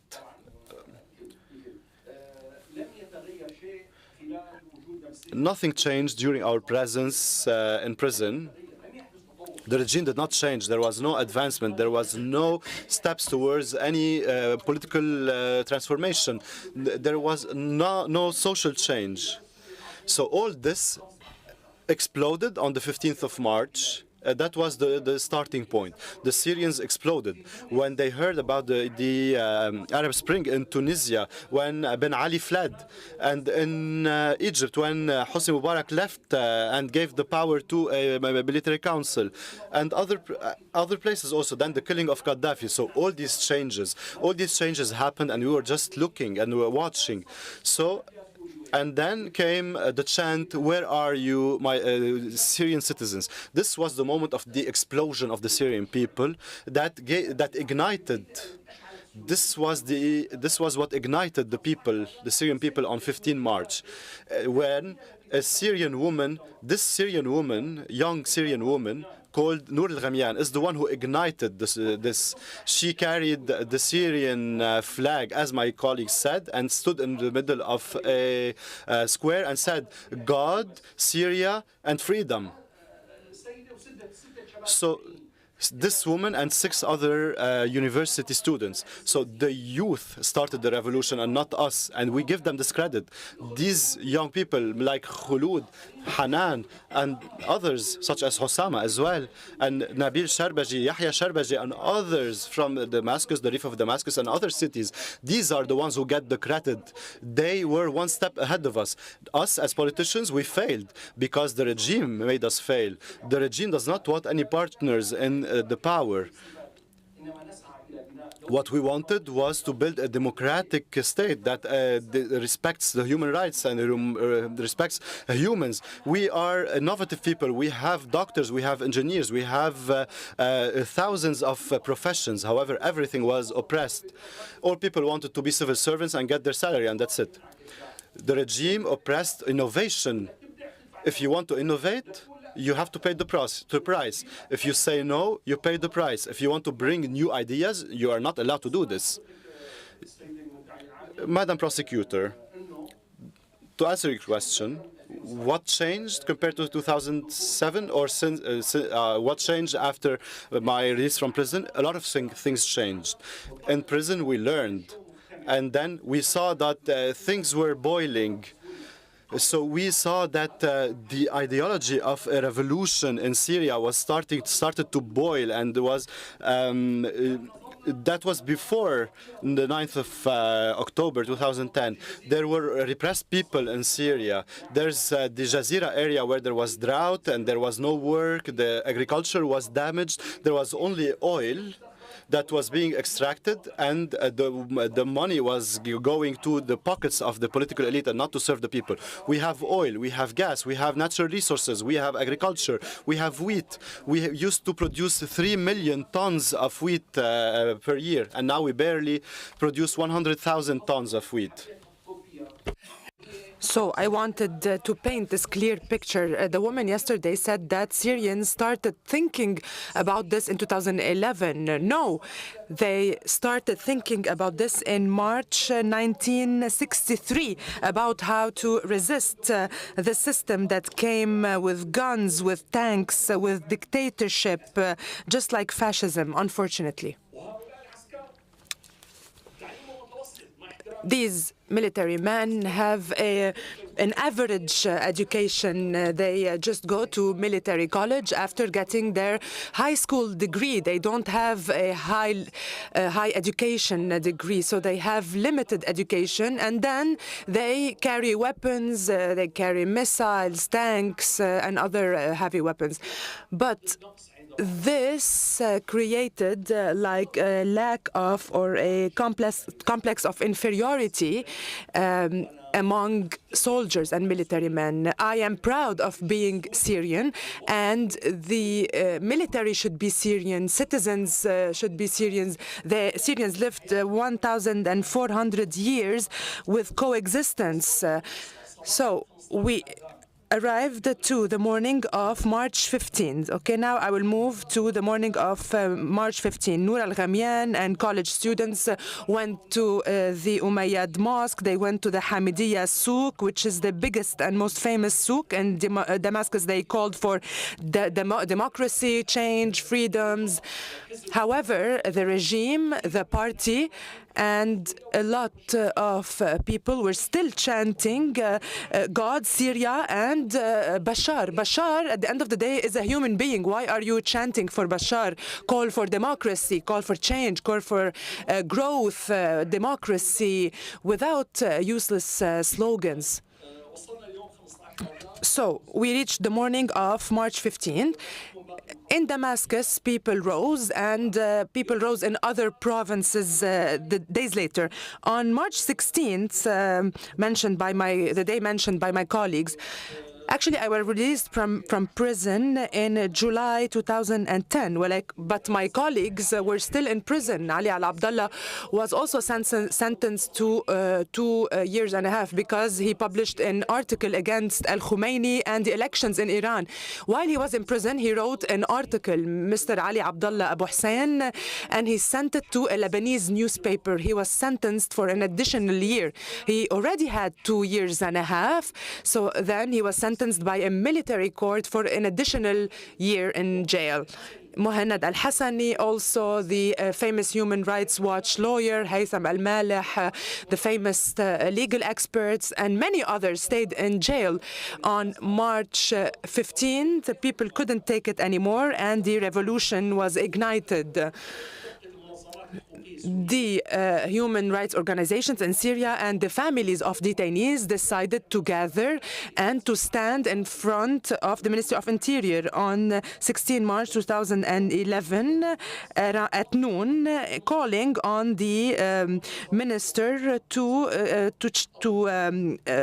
establish a change because they were on a hunger strike in jail. And just like my colleagues said, I was standing with Mr. Faisal and Fawaz Tillo in a location, and then Maimouna, Nabil Al-Sharbaji, Osama Nassar, and Yahya Sharbaji were right next to us. Suddenly, we saw microphones, small buses, and then security guys came from these buses and started beating everyone with sticks.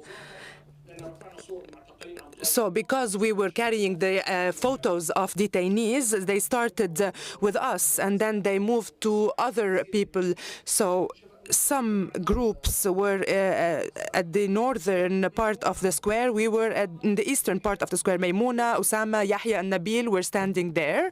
And then suddenly, security forces started taking them to a specific location in order to detain them. They didn't come at us because they know that we are politicians. So they started with the young people. They started detaining them. And just like Mr. Osama said, and just like my other colleagues said, this affected us immediately. Of course, Osama was detained with Mrs. Suhair Atassi. She is a relative to the previous president. She's an activist, Dr. Tizini. He's a doctor in the Damascus University, a philosophy doctor. So they detained 32 or 33 people for a little while, and then they released them. Nabil, during the March 16th events in Damascus? Yes, Mr. Osama introduced me to Nabil. So my brother, I used to know my brother Osama before I knew Nabil. So when I was released from jail, Mr. Osama and our friend who died recently, the moderate Sheikh Jawdat Saeed, he came with Osama and some friends.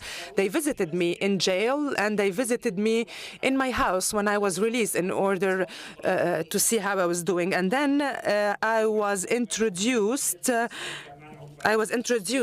by them to Nabil. They all call for freedoms, democracy, and change in Syria. On the day of the demonstration, Osama introduced me to Nabil. We talked until the security forces came to arrest them. This was my first meeting. In 2011?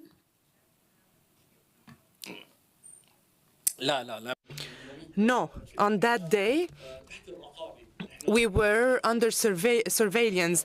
When a prisoner is released from jail, he is under surveillance. And then each month, he would be called in order to testify, and they would surveil everything we would write on the internet. There was one officer designated for me to surveil what I was doing. This applied to all of my colleagues.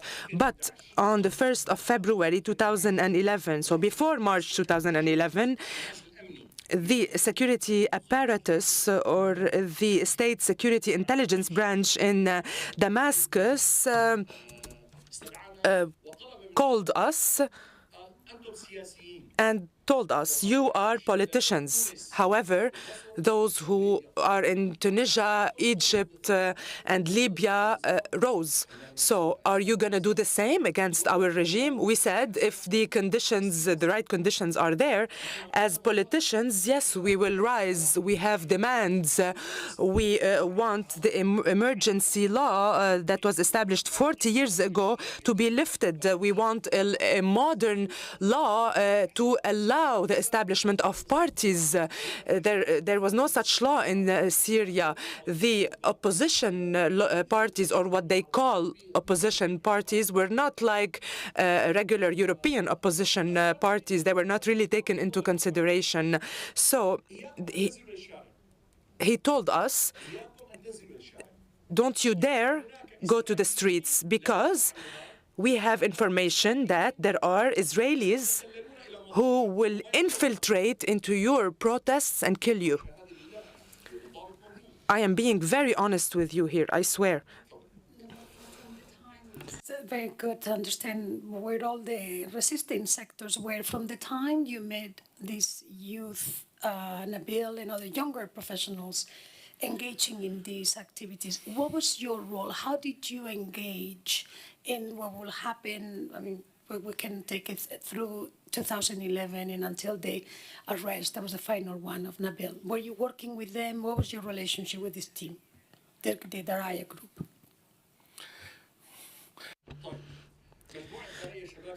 The Daraya group is comprised of diverse, young, peaceful people who believe, just like us as politicians, in democratic change. However, previously they were already repressed and they had detained them and put them in the Saidnaya jail, so they were a bit cautious. However, my politician colleagues and I believe in the capacities of the youth. They are the future of Syria at the end of the day. So I communicated with, I contacted Osama and the others, and I was made aware that they have a very promising program and project. Therefore, in the Damascus Declaration project, I discussed with my colleagues and we decided to open channels with them in order for us to merge maybe into one and become one group. At the end of the day, we want to build a nation that includes women, men, sheikhs, and everyone, all segments of the society. So I was the point of contact in order to talk to the with Mr. Usama's group and other groups in Daraya as a peaceful democratic movement. In Syria, on the first year of revolution, no resident or protester held a gun. However, Bashar al-Assad's regime took a security path or solution when the protests happened in March, April, May. We used to go to Daraya. My colleagues and I, we went and participated in the demonstrations in Daraya, in Douma, in Midan, in a lot of places. So every Friday, it used to be a hotspot, or it used to be important. Not because it was a Friday and it's an important day in the Muslim culture, just like Sunday for Christians, but because the regime doesn't allow any associations in universities, in cultural centers, on the streets, but people could gather in the mosque in order to pray. Our colleagues who are Christians and who are from different confessions, they met with us in the mosques. So Arabs, Turks, Kurds, Christians, Muslims, everyone and all confessions gathered in the mosque because they were allowed to gather somehow in the mosque. Was this intentional or not? This was not intentional, but as politicians, we had a relationship with the youth groups in order to support them. They were one step ahead of us. They were the innovative ones. And unfortunately, we could not really contribute politically except through international relations and statements. And of a slightly older generation, what will you say was the impact of the arrest in 2012 of someone like Nabil?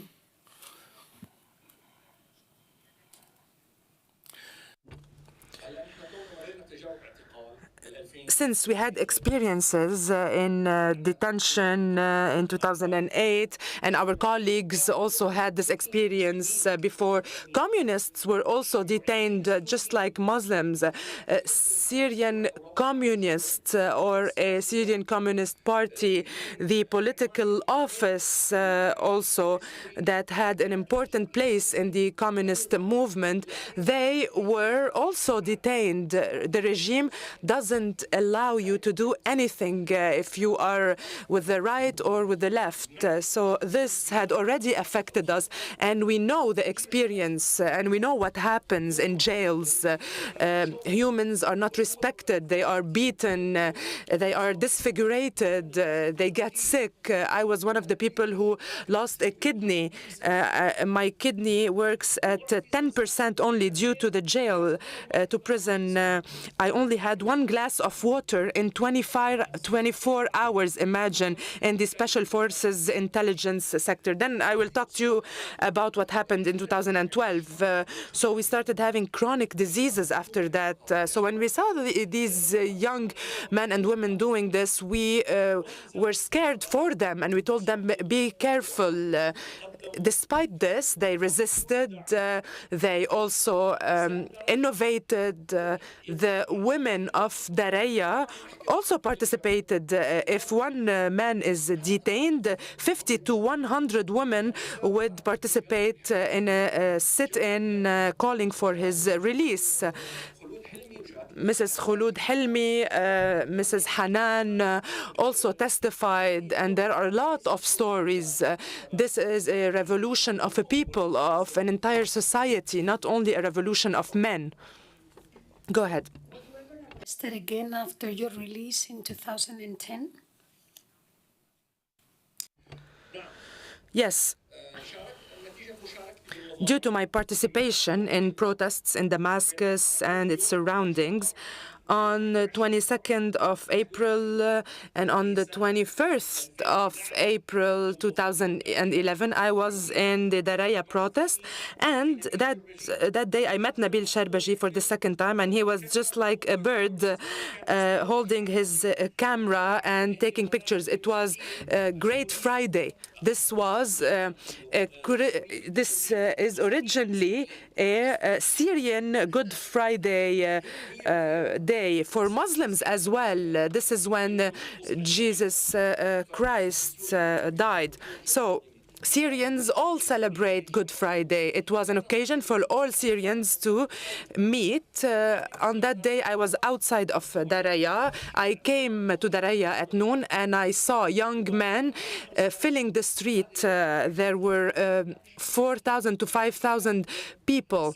They wrote on a banner, "Peaceful, peaceful, peaceful. We urge the police to protect the people." They were literally telling the police, "Don't arrest us. We are peaceful. We have demands." But what are our demands? They are basic human demands. We are asking for food that is not entrenched in blood. We also wanted freedoms, freedom of expression and association. On that day, 4,000 to 5,000 Daraya residents and Damascus residents took to the streets. Daraya is a very important area. It's a symbolic area, just like Hama and other area. It has a lot of young people. Daraya is known for its youth. Daraya, Latakia, and other areas are also very symbolic. So when we got to the end of the street, the security forces started coming to arrest. Mahmoud Kholani is the first martyr who died in Daraya. 50 meters or 100 meters away, another person called Ammar, I don't remember his family name, was also killed as a martyr. And then everything escalated. They were calling for peaceful, or they had peaceful demands, and they were faced with rifles. Myself and my group and a lot of Syrians don't care who is in power and who governs us. I don't have a problem if it's Bashar or any other person. I just want him to be democratic. I want him to be just. I want him to allow freedom of expression, peaceful political transition of power, allowing an opposition or political parties that participate in free elections. In 40 years, all we witnessed was fraud in elections. And in addition to the repression of the security forces, if you say one word, you would be held accountable. I wrote a lot of articles, but in 2003, in Al-Hiwar Al-Mutamaddin, I wrote a lot of political and economic articles. My writings are on the internet.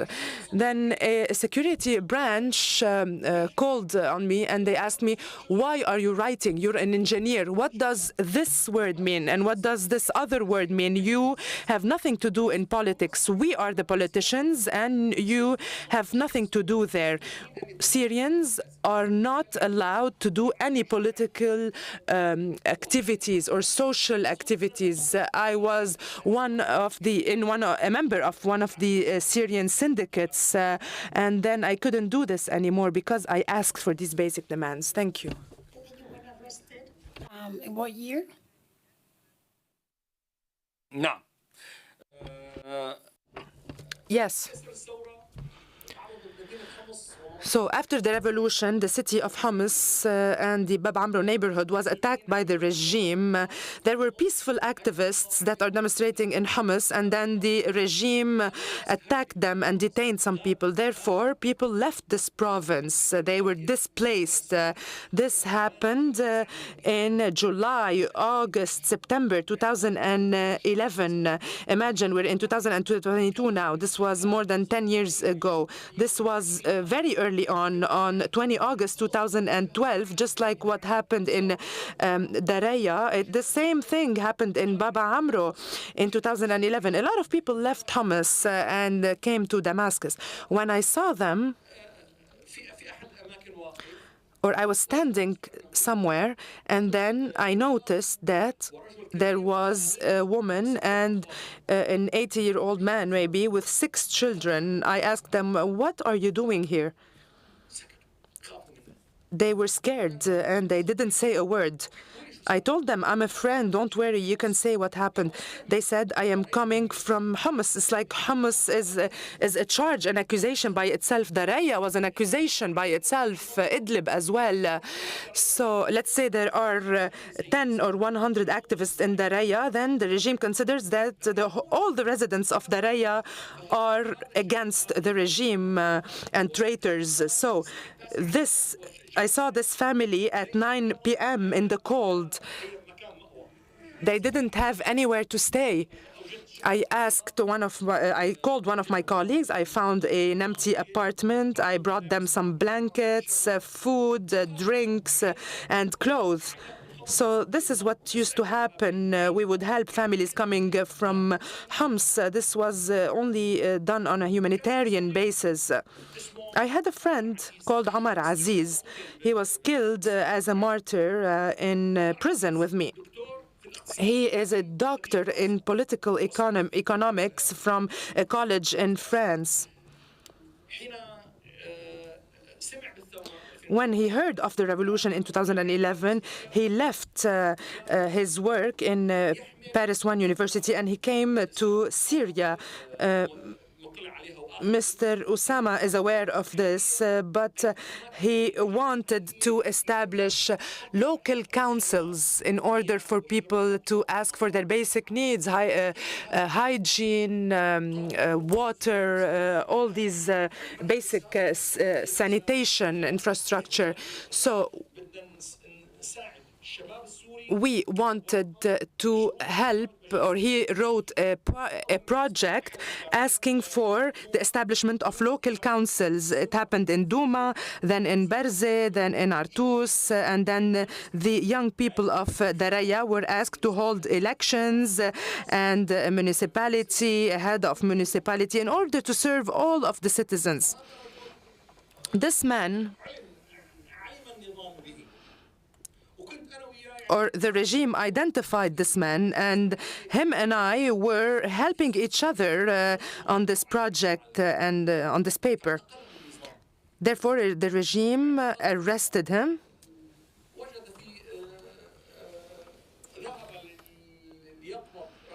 He went to get his salary from one of the ATMs. He found a security patrol waiting for him. They detained him. They went to his house. They confiscated his computer, his money, his belongings. And then they started to search for information in his computer until they found my name in the computer. We had an account that had some money in order to help these associations to buy tea, sugar, bread, and medications for those coming from other provinces. These were donations from Syrian people, Syrian citizens. There were like 1,000 or 2,000 euros that were designated for helping those who are coming from other provinces. On the 23rd of November 2012, they detained me. They raided my house. They confiscated my computer, my laptop. It was a Friday. They also confiscated some money that I have in the house. He humiliated me and humiliated my family in front of me. He took me to the Air Force Intelligence Branch, and then I met Omar Aziz over there. He was also killed as a martyr, or he died as a martyr because of the torture he was subject to. And for the first time, contrary to all the other detentions, I was detained during the revolution twice. During a revolution, detaining a person is different. The regime was really using unprecedented violence. When we were detained as part of Damascus Declaration, we were slapped a few times and hit with a stick a few times. That's okay. But here, 4 huge men were standing on my legs, on my arms, on my chest, and they wanted to kill me, suffocate me. There was a guy also who was carrying a plastic bat, and he wanted to kill me. Another guy was also holding a taser, and he was trying to tase me. We spent 24 hours of constant torture. When I first went there, they put me in a solitary cell. So it was like 2 by 1 meter. We were 16 people in this cell. There were 41 cells, from 1 to 41. Number 7 and 9 were specific for women. We were hearing their screams for children and women. And then I was in cell number 34. Omar Aziz was in cell 36. And we were being tortured 24 hours a day using tasers and many different methods, using wheels, using the German chair. There were also children there, imagine. In my cell, there was a child from Deir ez-Zor. He was 13 years old. So they were torturing him just like they were torturing me. Did you with Mr. Nabil in Adra prison? And just if you can relate a little bit your relationship, we're talking about in 2013. تمام. بقيت شهرين في المخابرات. I stayed 2 months in the Special Forces intelligence branch. Then I was transferred to Adra prison, and I was charged with terrorism. The regime classified me as a terrorist. Based on Law 19 in 2012, they established a terrorism law. They abolished the emergency law, and then there was a terrorist law. So we were all considered terrorists because we dared to speak. I arrived to Adra prison on 13 February 2012. 1 month later, and because I was a previous detainee, I have experience with prisons. Even the police knows me. They know my name. They knew that I was a troublemaker or an opposition member.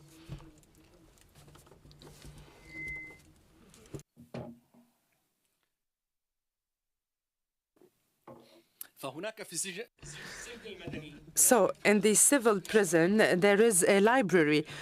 Unfortunately, this library didn't included only dozens of books. In 2013, there were around 10,000 people. I have a friend who distributes bread. He has lists, so he used to distribute a lot of bread. We counted the numbers, and we concluded there were 10,000 people in prison. So I asked to go to the library. I can't just not read. Since my detention, I read 50 books, foreign and Arabic books. So I met with his colleagues in the library, Hani, Hussein, and a lot of others. We used to meet at the library, and we were writing papers to each other. So we were trying to see how we can serve and help the others. We were in prison. I am assuring you that this happened in prison. If Mazen had 100 pounds and needs to buy something, we would give it to another prisoner who did not have anything at all. So people would come to the prison with lice, with dermatological diseases and some diarrhea and other diseases. So we were trying to help each other. So, for example, if I had a visit and I had £100, for example, I would try to get them medication or try to get some other people some new underwear. The situation was unimaginable. So us people who had experience were trying to help the people, the newcomers. I was allowed to go to the library, and I still have the library card. It's still with me, and I can show it to you. So I have all the cards, the prison card and others. I managed to bring them out of prison in certain secret ways. So once, when I was going to the library, because every 24 hours, we are allowed to go out to a square outside to have a walk for 2 hours. It's like a 2-hour break. The square of the prison is there, and each wing has 1 square. So we go from 11 until 1, and at 1 we return to our cells and they lock the doors. And the library opens two days per week, and I was allowed to go to the library 2 days per week, and then I got a special permit to go 3 days per week to the library to read. So once, when I was going in the corridor was empty, and I had to walk in front of all the cells. So there were 9 wings in this prison, 9 wings in this civil prison, and each wing has dozens of cells. And then, when I was going to the library, I saw Nabil in front of me. And I knew that he was detained in February 2012. And then he met me and he greeted me and asked me why I'm here. And then I asked him why he's here. He told me that he came from the Air Force Intelligence and they put us here. And he was hoping that they would not take them to Saidnaya. So I asked him, what do you want? He said, I need £500, so I gave him £500. So he told me that every time when you return inside, they bring us out to the square. So they are isolating us, so we don't meet us. So we can't meet each other. So when the intelligence is done with interrogating some people, they send them to civil prison for some time until they are moved to another prison. So they don't give them anything. So in prison, sometimes if you need to buy food, and you have to buy food, you have to buy it with your own money, and the government only provides non-sufficient meals. 1 slice of bread that is not even enough for 1 person has to be divided by 10 for 10 people. So Nabil told me that every day at 1:30 he goes to the square. So I told him that 3 days per week I go to the library at 1:30, and I asked him what he wants. He told me that he needs clothes and he needs bread and milk. So how did we do? So there was a trash can with a plastic bag in one corner in the corridor. So I told him that I will put these things in the trash can between the plastic bag and the can, so no one would see it. So I will pretend that I would be standing in front of the trash can to hide things. So the first thing he asked me was newspapers. Because prisoners were allowed to bring in newspapers, to read newspapers. And there was the London Times. We used to receive 1 copy of it, and one of the prisoners used to read it. So after this person would read it, it goes around and 200 other people would read it. So he asked me for newspapers, magazines, money, and clothes. So I used to hide them in this trash can, and he would go and retrieve them. Much, I'm afraid I don't have any more questions, and I don't know if the panel may have some questions, but it's a wonderful, wonderful way of contextualizing all the comings and the happenings before the 2011 and the 2000. Thank you so much. Thank you so much. Yes, I have a question here. Thank you for reminding us in such clear and passionate terms of Syria's recent history and of the damage caused by dictatorship. And I think that you were right to point out that the regime's repressions has affected not only journalists, but all Democrats. From your perspective, how we could define the form of government of the regime in Syria? A dictatorship of a family, or military dictatorship, or a dictatorship of the police force and of the various branches of the secret service? Obviously, these powers are strictly linked and they work together. But I would like to know who, in your opinion, has now a dominant position in the regime's power bloc? Who has more power, and who is now more hostile to the free press? And the last question, what are the international ties that strengthen the regime? شكرا سؤال مهم جدا. Thank you for this very important question. You are paving the way for me to just empty everything I want to say. Hafez al-Assad built an individual dictatorship. So a military individual dictatorship. There are no election, no democratic powers, and no social movement in this dictatorship. He is a military person, and he brought a military regime. He built a family regime. It's the regime of the Assad family. Before that, Hafez al-Assad and Rifat al-Assad used to govern us, and now Bashar al-Assad, Maher al-Assad, and the rest of the family are governing us. The rest are all servants. All the rest are servants being paid. They receive orders and they execute them. They cannot say no. No officer, no head of branch can say no. The security apparatus is just like a ring in the finger of the regime. The regime removes it when it wants and puts it back when it wants. Any officer in the army or any high-ranked official have allegiance to this person and not to Syria. The allegiance is to the president, previously Hafez al-Assad and now to Bashar al-Assad. So it's God, and next to God there's Bashar, and that's it.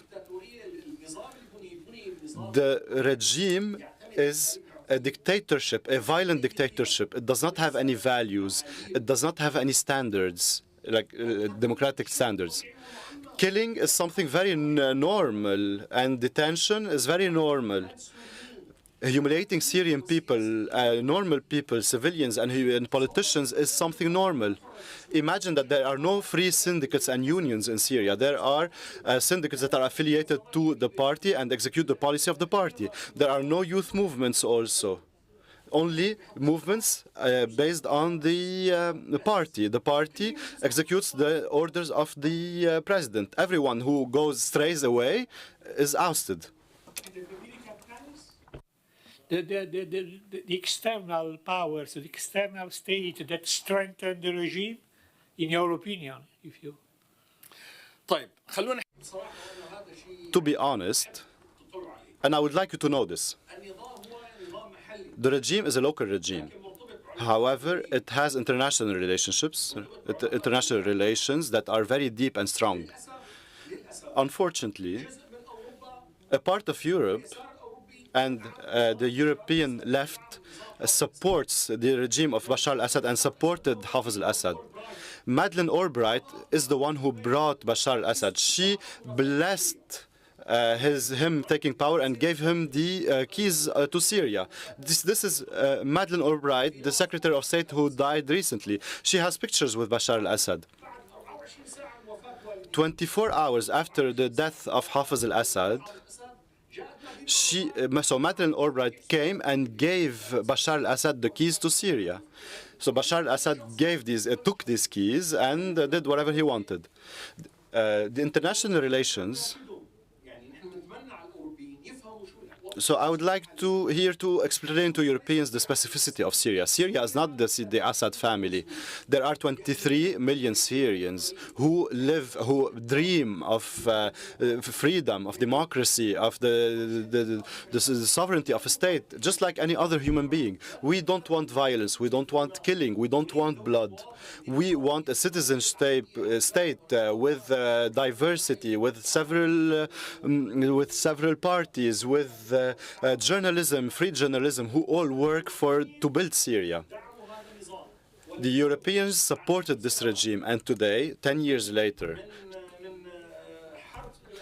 10 years after the ignition of the war, when the regime fought the people, where the regime used tanks to silence the people, some European countries and some European companies are still helping the regime. Despite the sanctions, there are Belgian companies who are exporting to the regime the raw material to produce sarin and toxic chemicals that they used to bomb Syrians. There are investigations about this. There are companies from other companies, such as Denmark. They are providing the regime with kerosene for planes, and these planes are bombing the Syrians.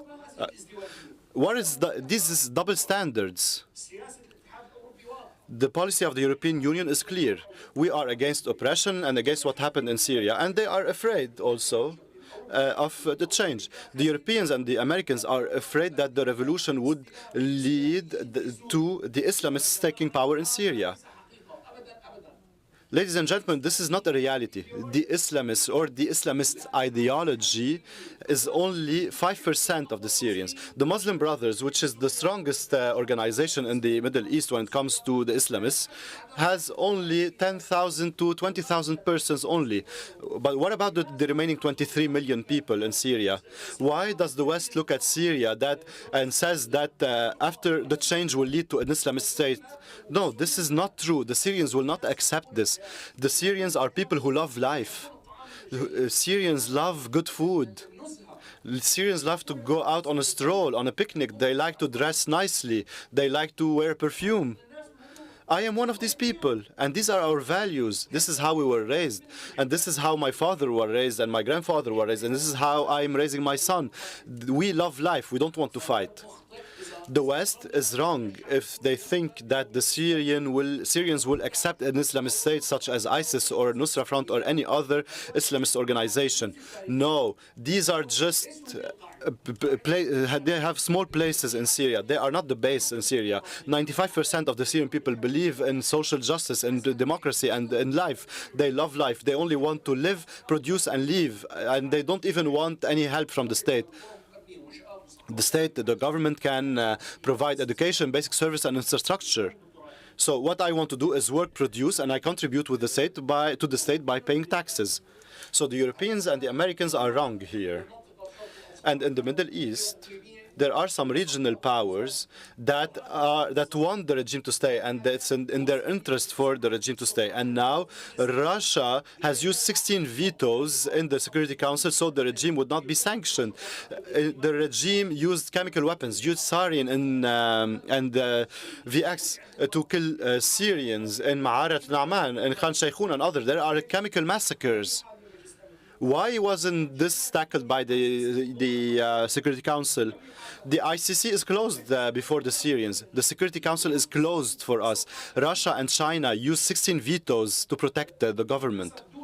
Unfortunately, there are countries that say that they are democratic countries, such as India and others. They are supporting the regime, and they are standing by its side with any international resolution. The Human Rights Council, unfortunately, Russia was in the Human Rights Council, and they were protecting the regime. So the international relations are strong for the Syrian regime. So the Middle East is in turmoil. Your relationship has to be with the Syrian people and the real representative of the people, and not the regime. This regime is fake, and it will always be fake. The people is the one that will live and survive and will be victorious at the end. The Westerners use democracy as a way, and it's used it's a pretext for bloodbath. That's it. Thank you.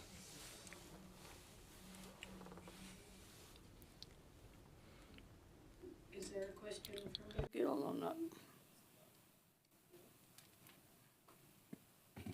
May I just add the... I'm sorry? Just more than a question is that, well, I thank you for saying what you just said. Perhaps we should remind all of us that little before 2011, little before the Assad regime was casted in the West as a dictatorship, etc., and only until the year before or a few months before, some Western power used it to send prisoners, unofficial prisoners, as the extraordinary rendition to Syria and to other countries, but now we are talking about Syria, in order to do what was then a dirty job that the West or the Americans didn't want to do, the United States didn't want to do by themselves. So perhaps this is not a question, this is just a comment, but perhaps this is something that we should bear in mind when we talk, as you did now, of double standards. And, well, this is. طيب شكرا. Thank you. I just have one remark.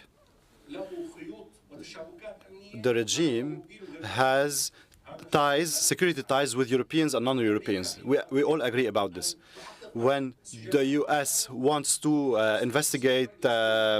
wanted to interrogate some prisoners from Guantanamo, they sent them to Syria to extract a confession from them.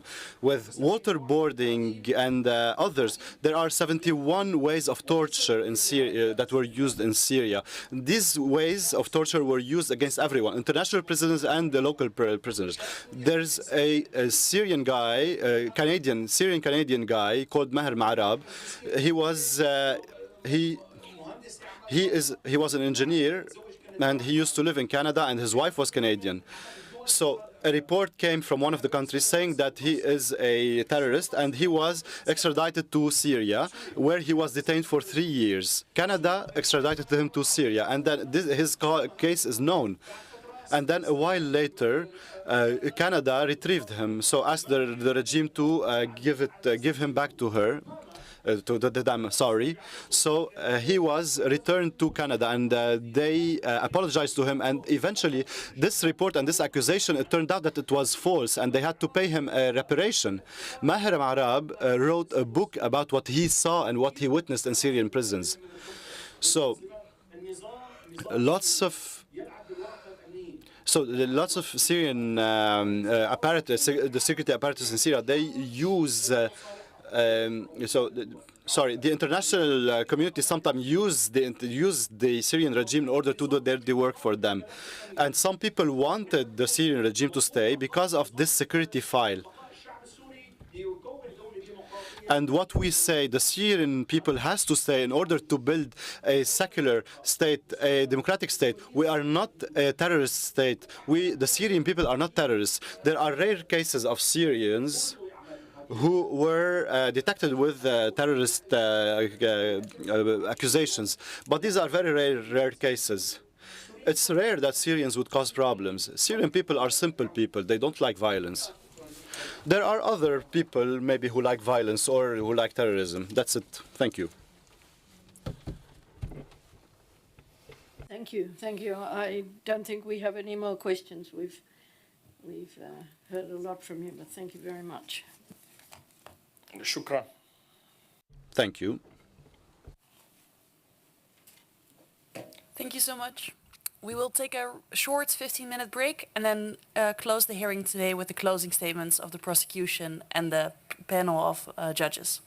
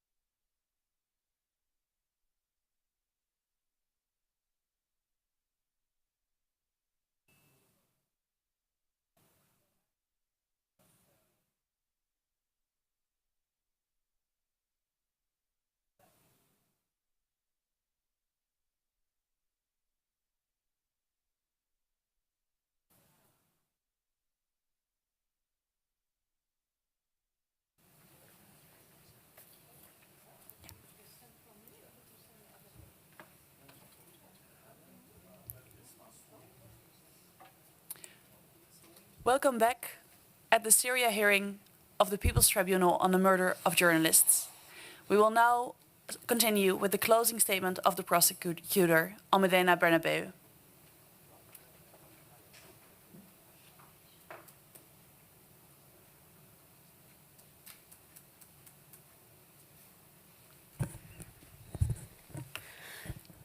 Yes, it will be the only time I get to correct Jasmine, I think, publicly, because she's always right. But not only we have come to a close of the Syria hearing, but we have come to a close of the 3 hearings that have been the substance of this effort of the People's Tribunal. So during these 3 sessions, can you hear me all right? Because I realize my voice, I promise I'm going to try to speak slowly. During these 3 sessions, we learned the situation of journalists and the situation and the treatment of their work and the freedom of expression in 3 countries, Mexico, Sri Lanka, and Syria, most recently, just finished today. Perhaps before I go into what will be the conclusion of the prosecution, I would love to go through a round of thank yous that I think are very much deserved. The first thank you, and the most emphatic clearly from me, will be to all the people that have participated as witnesses in their personal, professional capacity in the very, a very committed way, and just out of the belief that this is an important issue that needs to be addressed. Witnesses, relatives, experts, members of the high panel of experts lately, all of them, came to just show us and help us understand the depth and the gravity of this issue. Secondly, I would like to thank the judges, all of them to my left, and I think only one today on the screen. They have been patiently listening to all of us, to all of you. And they have, I think, time to process, understand, and they have now, and they bear now, the very important task as we close today of issuing a judgment that we hope will take into consideration the very purpose of this tribunal, which is expose and analyze the problem of the repression of freedom of expression in journalists, and also the persistence of impunity around this issue. I would like to thank the 3 organizations that have made this effort possible. Free Press Unlimited, the Commission, I'm going to get some water, the Commission to Protect Journalists, and Reporters Without Borders. But also, and sometimes we forget about these, the organizations in the 3 countries that we have been analyzed and they have supported civil society organizations for the most part, and wonderful individuals without whom this will have been very difficult. And I want to make that very clear. And then, and of course, in this room, many of them, I wanted to just hint a thank to all of those who are behind the logistical needs of these efforts. We're always very forgotten, including, particularly Jasmine, who's not even in the room. Now that I get to say thank you. Thank you. She deserves a big hug for putting up with me, for putting up with everything, and for making everything so smooth and so wonderful. And lastly, I would like to, a very, very last and very small but thank you, but to the team at Guernica 37, who trusted me with this big, big honor, and it's been an opportunity to be actively connecting with colleagues and friends in an unexpected manner, so thank you. So as we said now I'm kind of substantial stuff. As we said during my opening, and that we had included in the indictment, we are here. Can you guys hear me all right? Because this is important for me. Because journalists are being attacked, harassed, threatened, killed, and that has dramatically increased in the last 10 years. Because despite all the social efforts, social media, outreach, denunciation, and all the level of awareness, impunity remains absolutely, almost absolutely total. In understanding for impunity, the lack of effective prosecution of any other investigation or valid accountability mechanism, which is still, unfortunately, the rule.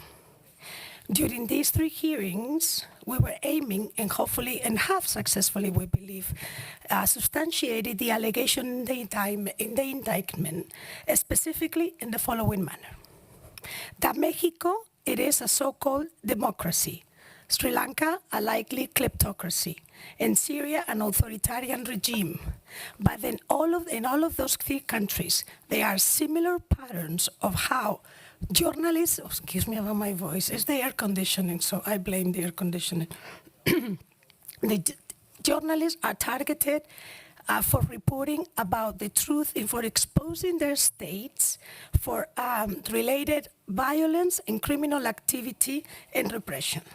In this particular case, I would like to acknowledge the three individuals where we focus our analysis. Miguel Ángel López, Milo Vera in Mexico. La Sanza Rique Matunga in Sri Lanka. And Nabil Al-Sharbaji in Syria. All of them treated in identical manner, following the same pattern for doing exactly the same thing, which is exposing a state that engages with violence, engages with repression, engages with criminal activity, or is accomplice to it. Number two, that despite the context and the intensities in the three different countries, journalists are consistently targeted precisely for doing something that we shouldn't forget, for doing their work, for exercising freedom of expression. That in all the three situations analyzed, as well as in many other parts of the world, states are failing to protect journalists. But further than failing to protect journalists, they're actually engaging in deepening the repression and in aggravating the circumstances of vulnerability of those by creating punitive laws, defamation laws, and inventing legal proceedings and maneuvers to increase hostility and harassment over freedom of expression and journalists. And finally, and perhaps a very important finding for this prosecution, that impunity won't be, unfortunately, successfully addressed, in our opinion, until we understand four things.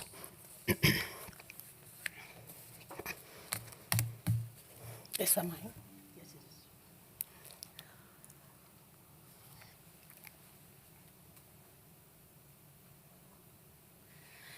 Number one, the humans are killed because they are exercising the freedom to inform, and it is in that context that any investigation should be taking place and should never ignore.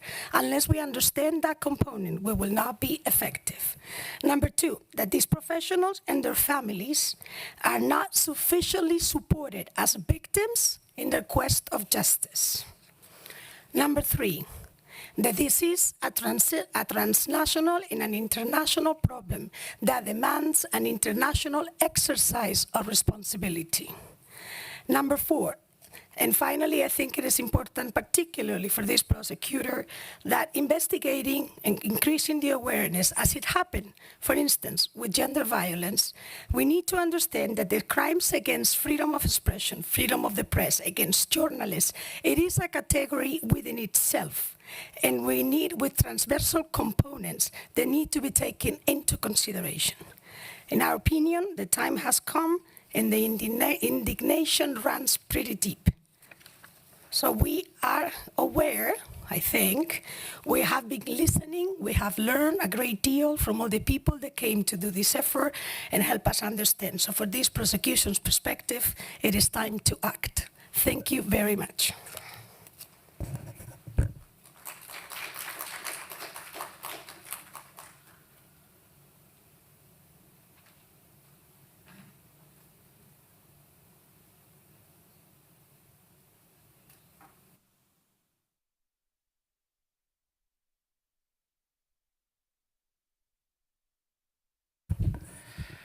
By definition, it is not the role of the tribunal to say or to announce a judgment. Now we have made a long work in the preparation with those who were really acknowledged by the prosecutor are the participants in this in behavior, from the organizer and those who have been requesting to face the challenge of including journalists, not simply in another chronicle or what is happening in the world, but to try to fill a vacuum with respect to the impossibility or the not capacity or the unwillingness of national and international law and authority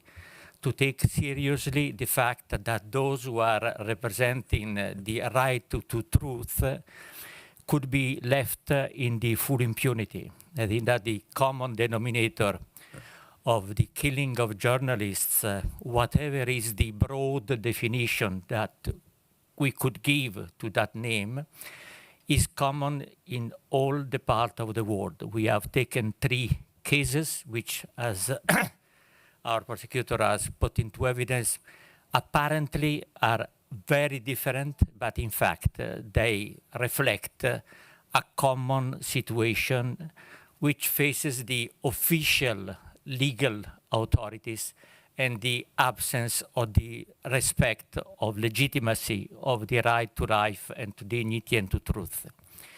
It is up to the tribunal, and that is the real challenge. I think that Germany and others have been part of the discussion from the very beginning, whether or not it could have a sense to have a people's tribunal, which includes this area, which is a bit atypical with respect to the traditional area of the People's Tribunal, in the program, which is looking forward to a different order of international law in the world. I think from the point of view of the contents, I think that we have simply to thank to all those who have contributed. Now it's up to the tribunal, the challenge to the jury of the tribunal to translate all what has been heard, documented, into a document which is not simply another document, but is possibly becoming an instrument for going forward and to create something which is new. The program of the tribunal is very simple and very difficult. We have to look forward till the meeting which is scheduled for the 20th of June here in Hague, where the verdict, the decision, the deliberation of the tribunal, whatever is the name which could be given, will be delivered in order to become part of the struggle of people. I have simply again to thanks everybody. I don't know whether our chairperson or the colleagues of the tribunal could make some comment. From the point of view of the secretariat, we are positive to thank, beside Jasmine, also Simona, who has been very, very productive and active in assuring the difficult running of this situation, and I leave to the colleague of the tribunal to say whether they prefer to have some other comment. Yes, from Marina. Yes. Well, in the last 2 days we have heard how a group of young people started to gather in a mosque in a Syrian town in the early 2000s to discuss ideas and to do community work, to clean the street of their neighborhood and to discuss among themselves. Then we heard how they started to dream of a change, of freedom, of an open society, and they spoke of non-violence. They thought that the magazine could be their weapon. This was their dream. They described that as a dream. We heard how in March 2011, what they called the revolution started in Syria, and they thought that it was their duty to document what was happening. So they started to take videos, to take pictures, to record, and to disseminate news of street demonstration and protest. They started an online magazine. Perhaps many others in Syria started to do the same. We heard then how a regime obsessed with journalists and with free speech brutally repressed these people, really brutally. These journalists or citizen journalists or activist journalists, however we want to call them, we were told that, in fact, the fact itself of handling a smartphone and taking picture was suspect, was a crime. We have been told how one of these young people, the leader and coordinator of this group, Nabil Al-Sharbaji, was arrested and eventually died in custody. We thank all those who came forward, who came here to tell this story. We had realized how painful it was to remember of this, all this. We understand that their dream of freedom and of a non-violent movement was in fact shared by many in Syria. Their journey, their suffering they endured, imprisonment, death for some, displacement and relocation abroad for others. This is in fact the story of an entire nation. We know that their dream of freedom and democracy and non-violent movement was crushed. The non-violent movement became a deadly war, but they did not give up, and we were impressed to see how women and men took part in this. Women, particularly, we heard, came in the street, voiced their ideas, started to work as a journalist as well. We are impressed to learn how they are continuing their work, even from abroad, but they continue to publish their magazine online and to disseminate news and ideas. We have heard all this. We will look very carefully into the accounts and the details we have been provided. We will take our deliberation as a jury on this case and as well, of course, on the other cases that has been brought upon this court about Sri Lanka and Mexico. For the moment, we are grateful to all the men and women who found the courage to come forward, to tell their story, to share their story with us. We are grateful to witnesses and experts. We appreciate, we really thank everyone. And of course, I should add our thanks to those who organized all this, those who made possible together and that make all our work smoothly and productive. Thank you.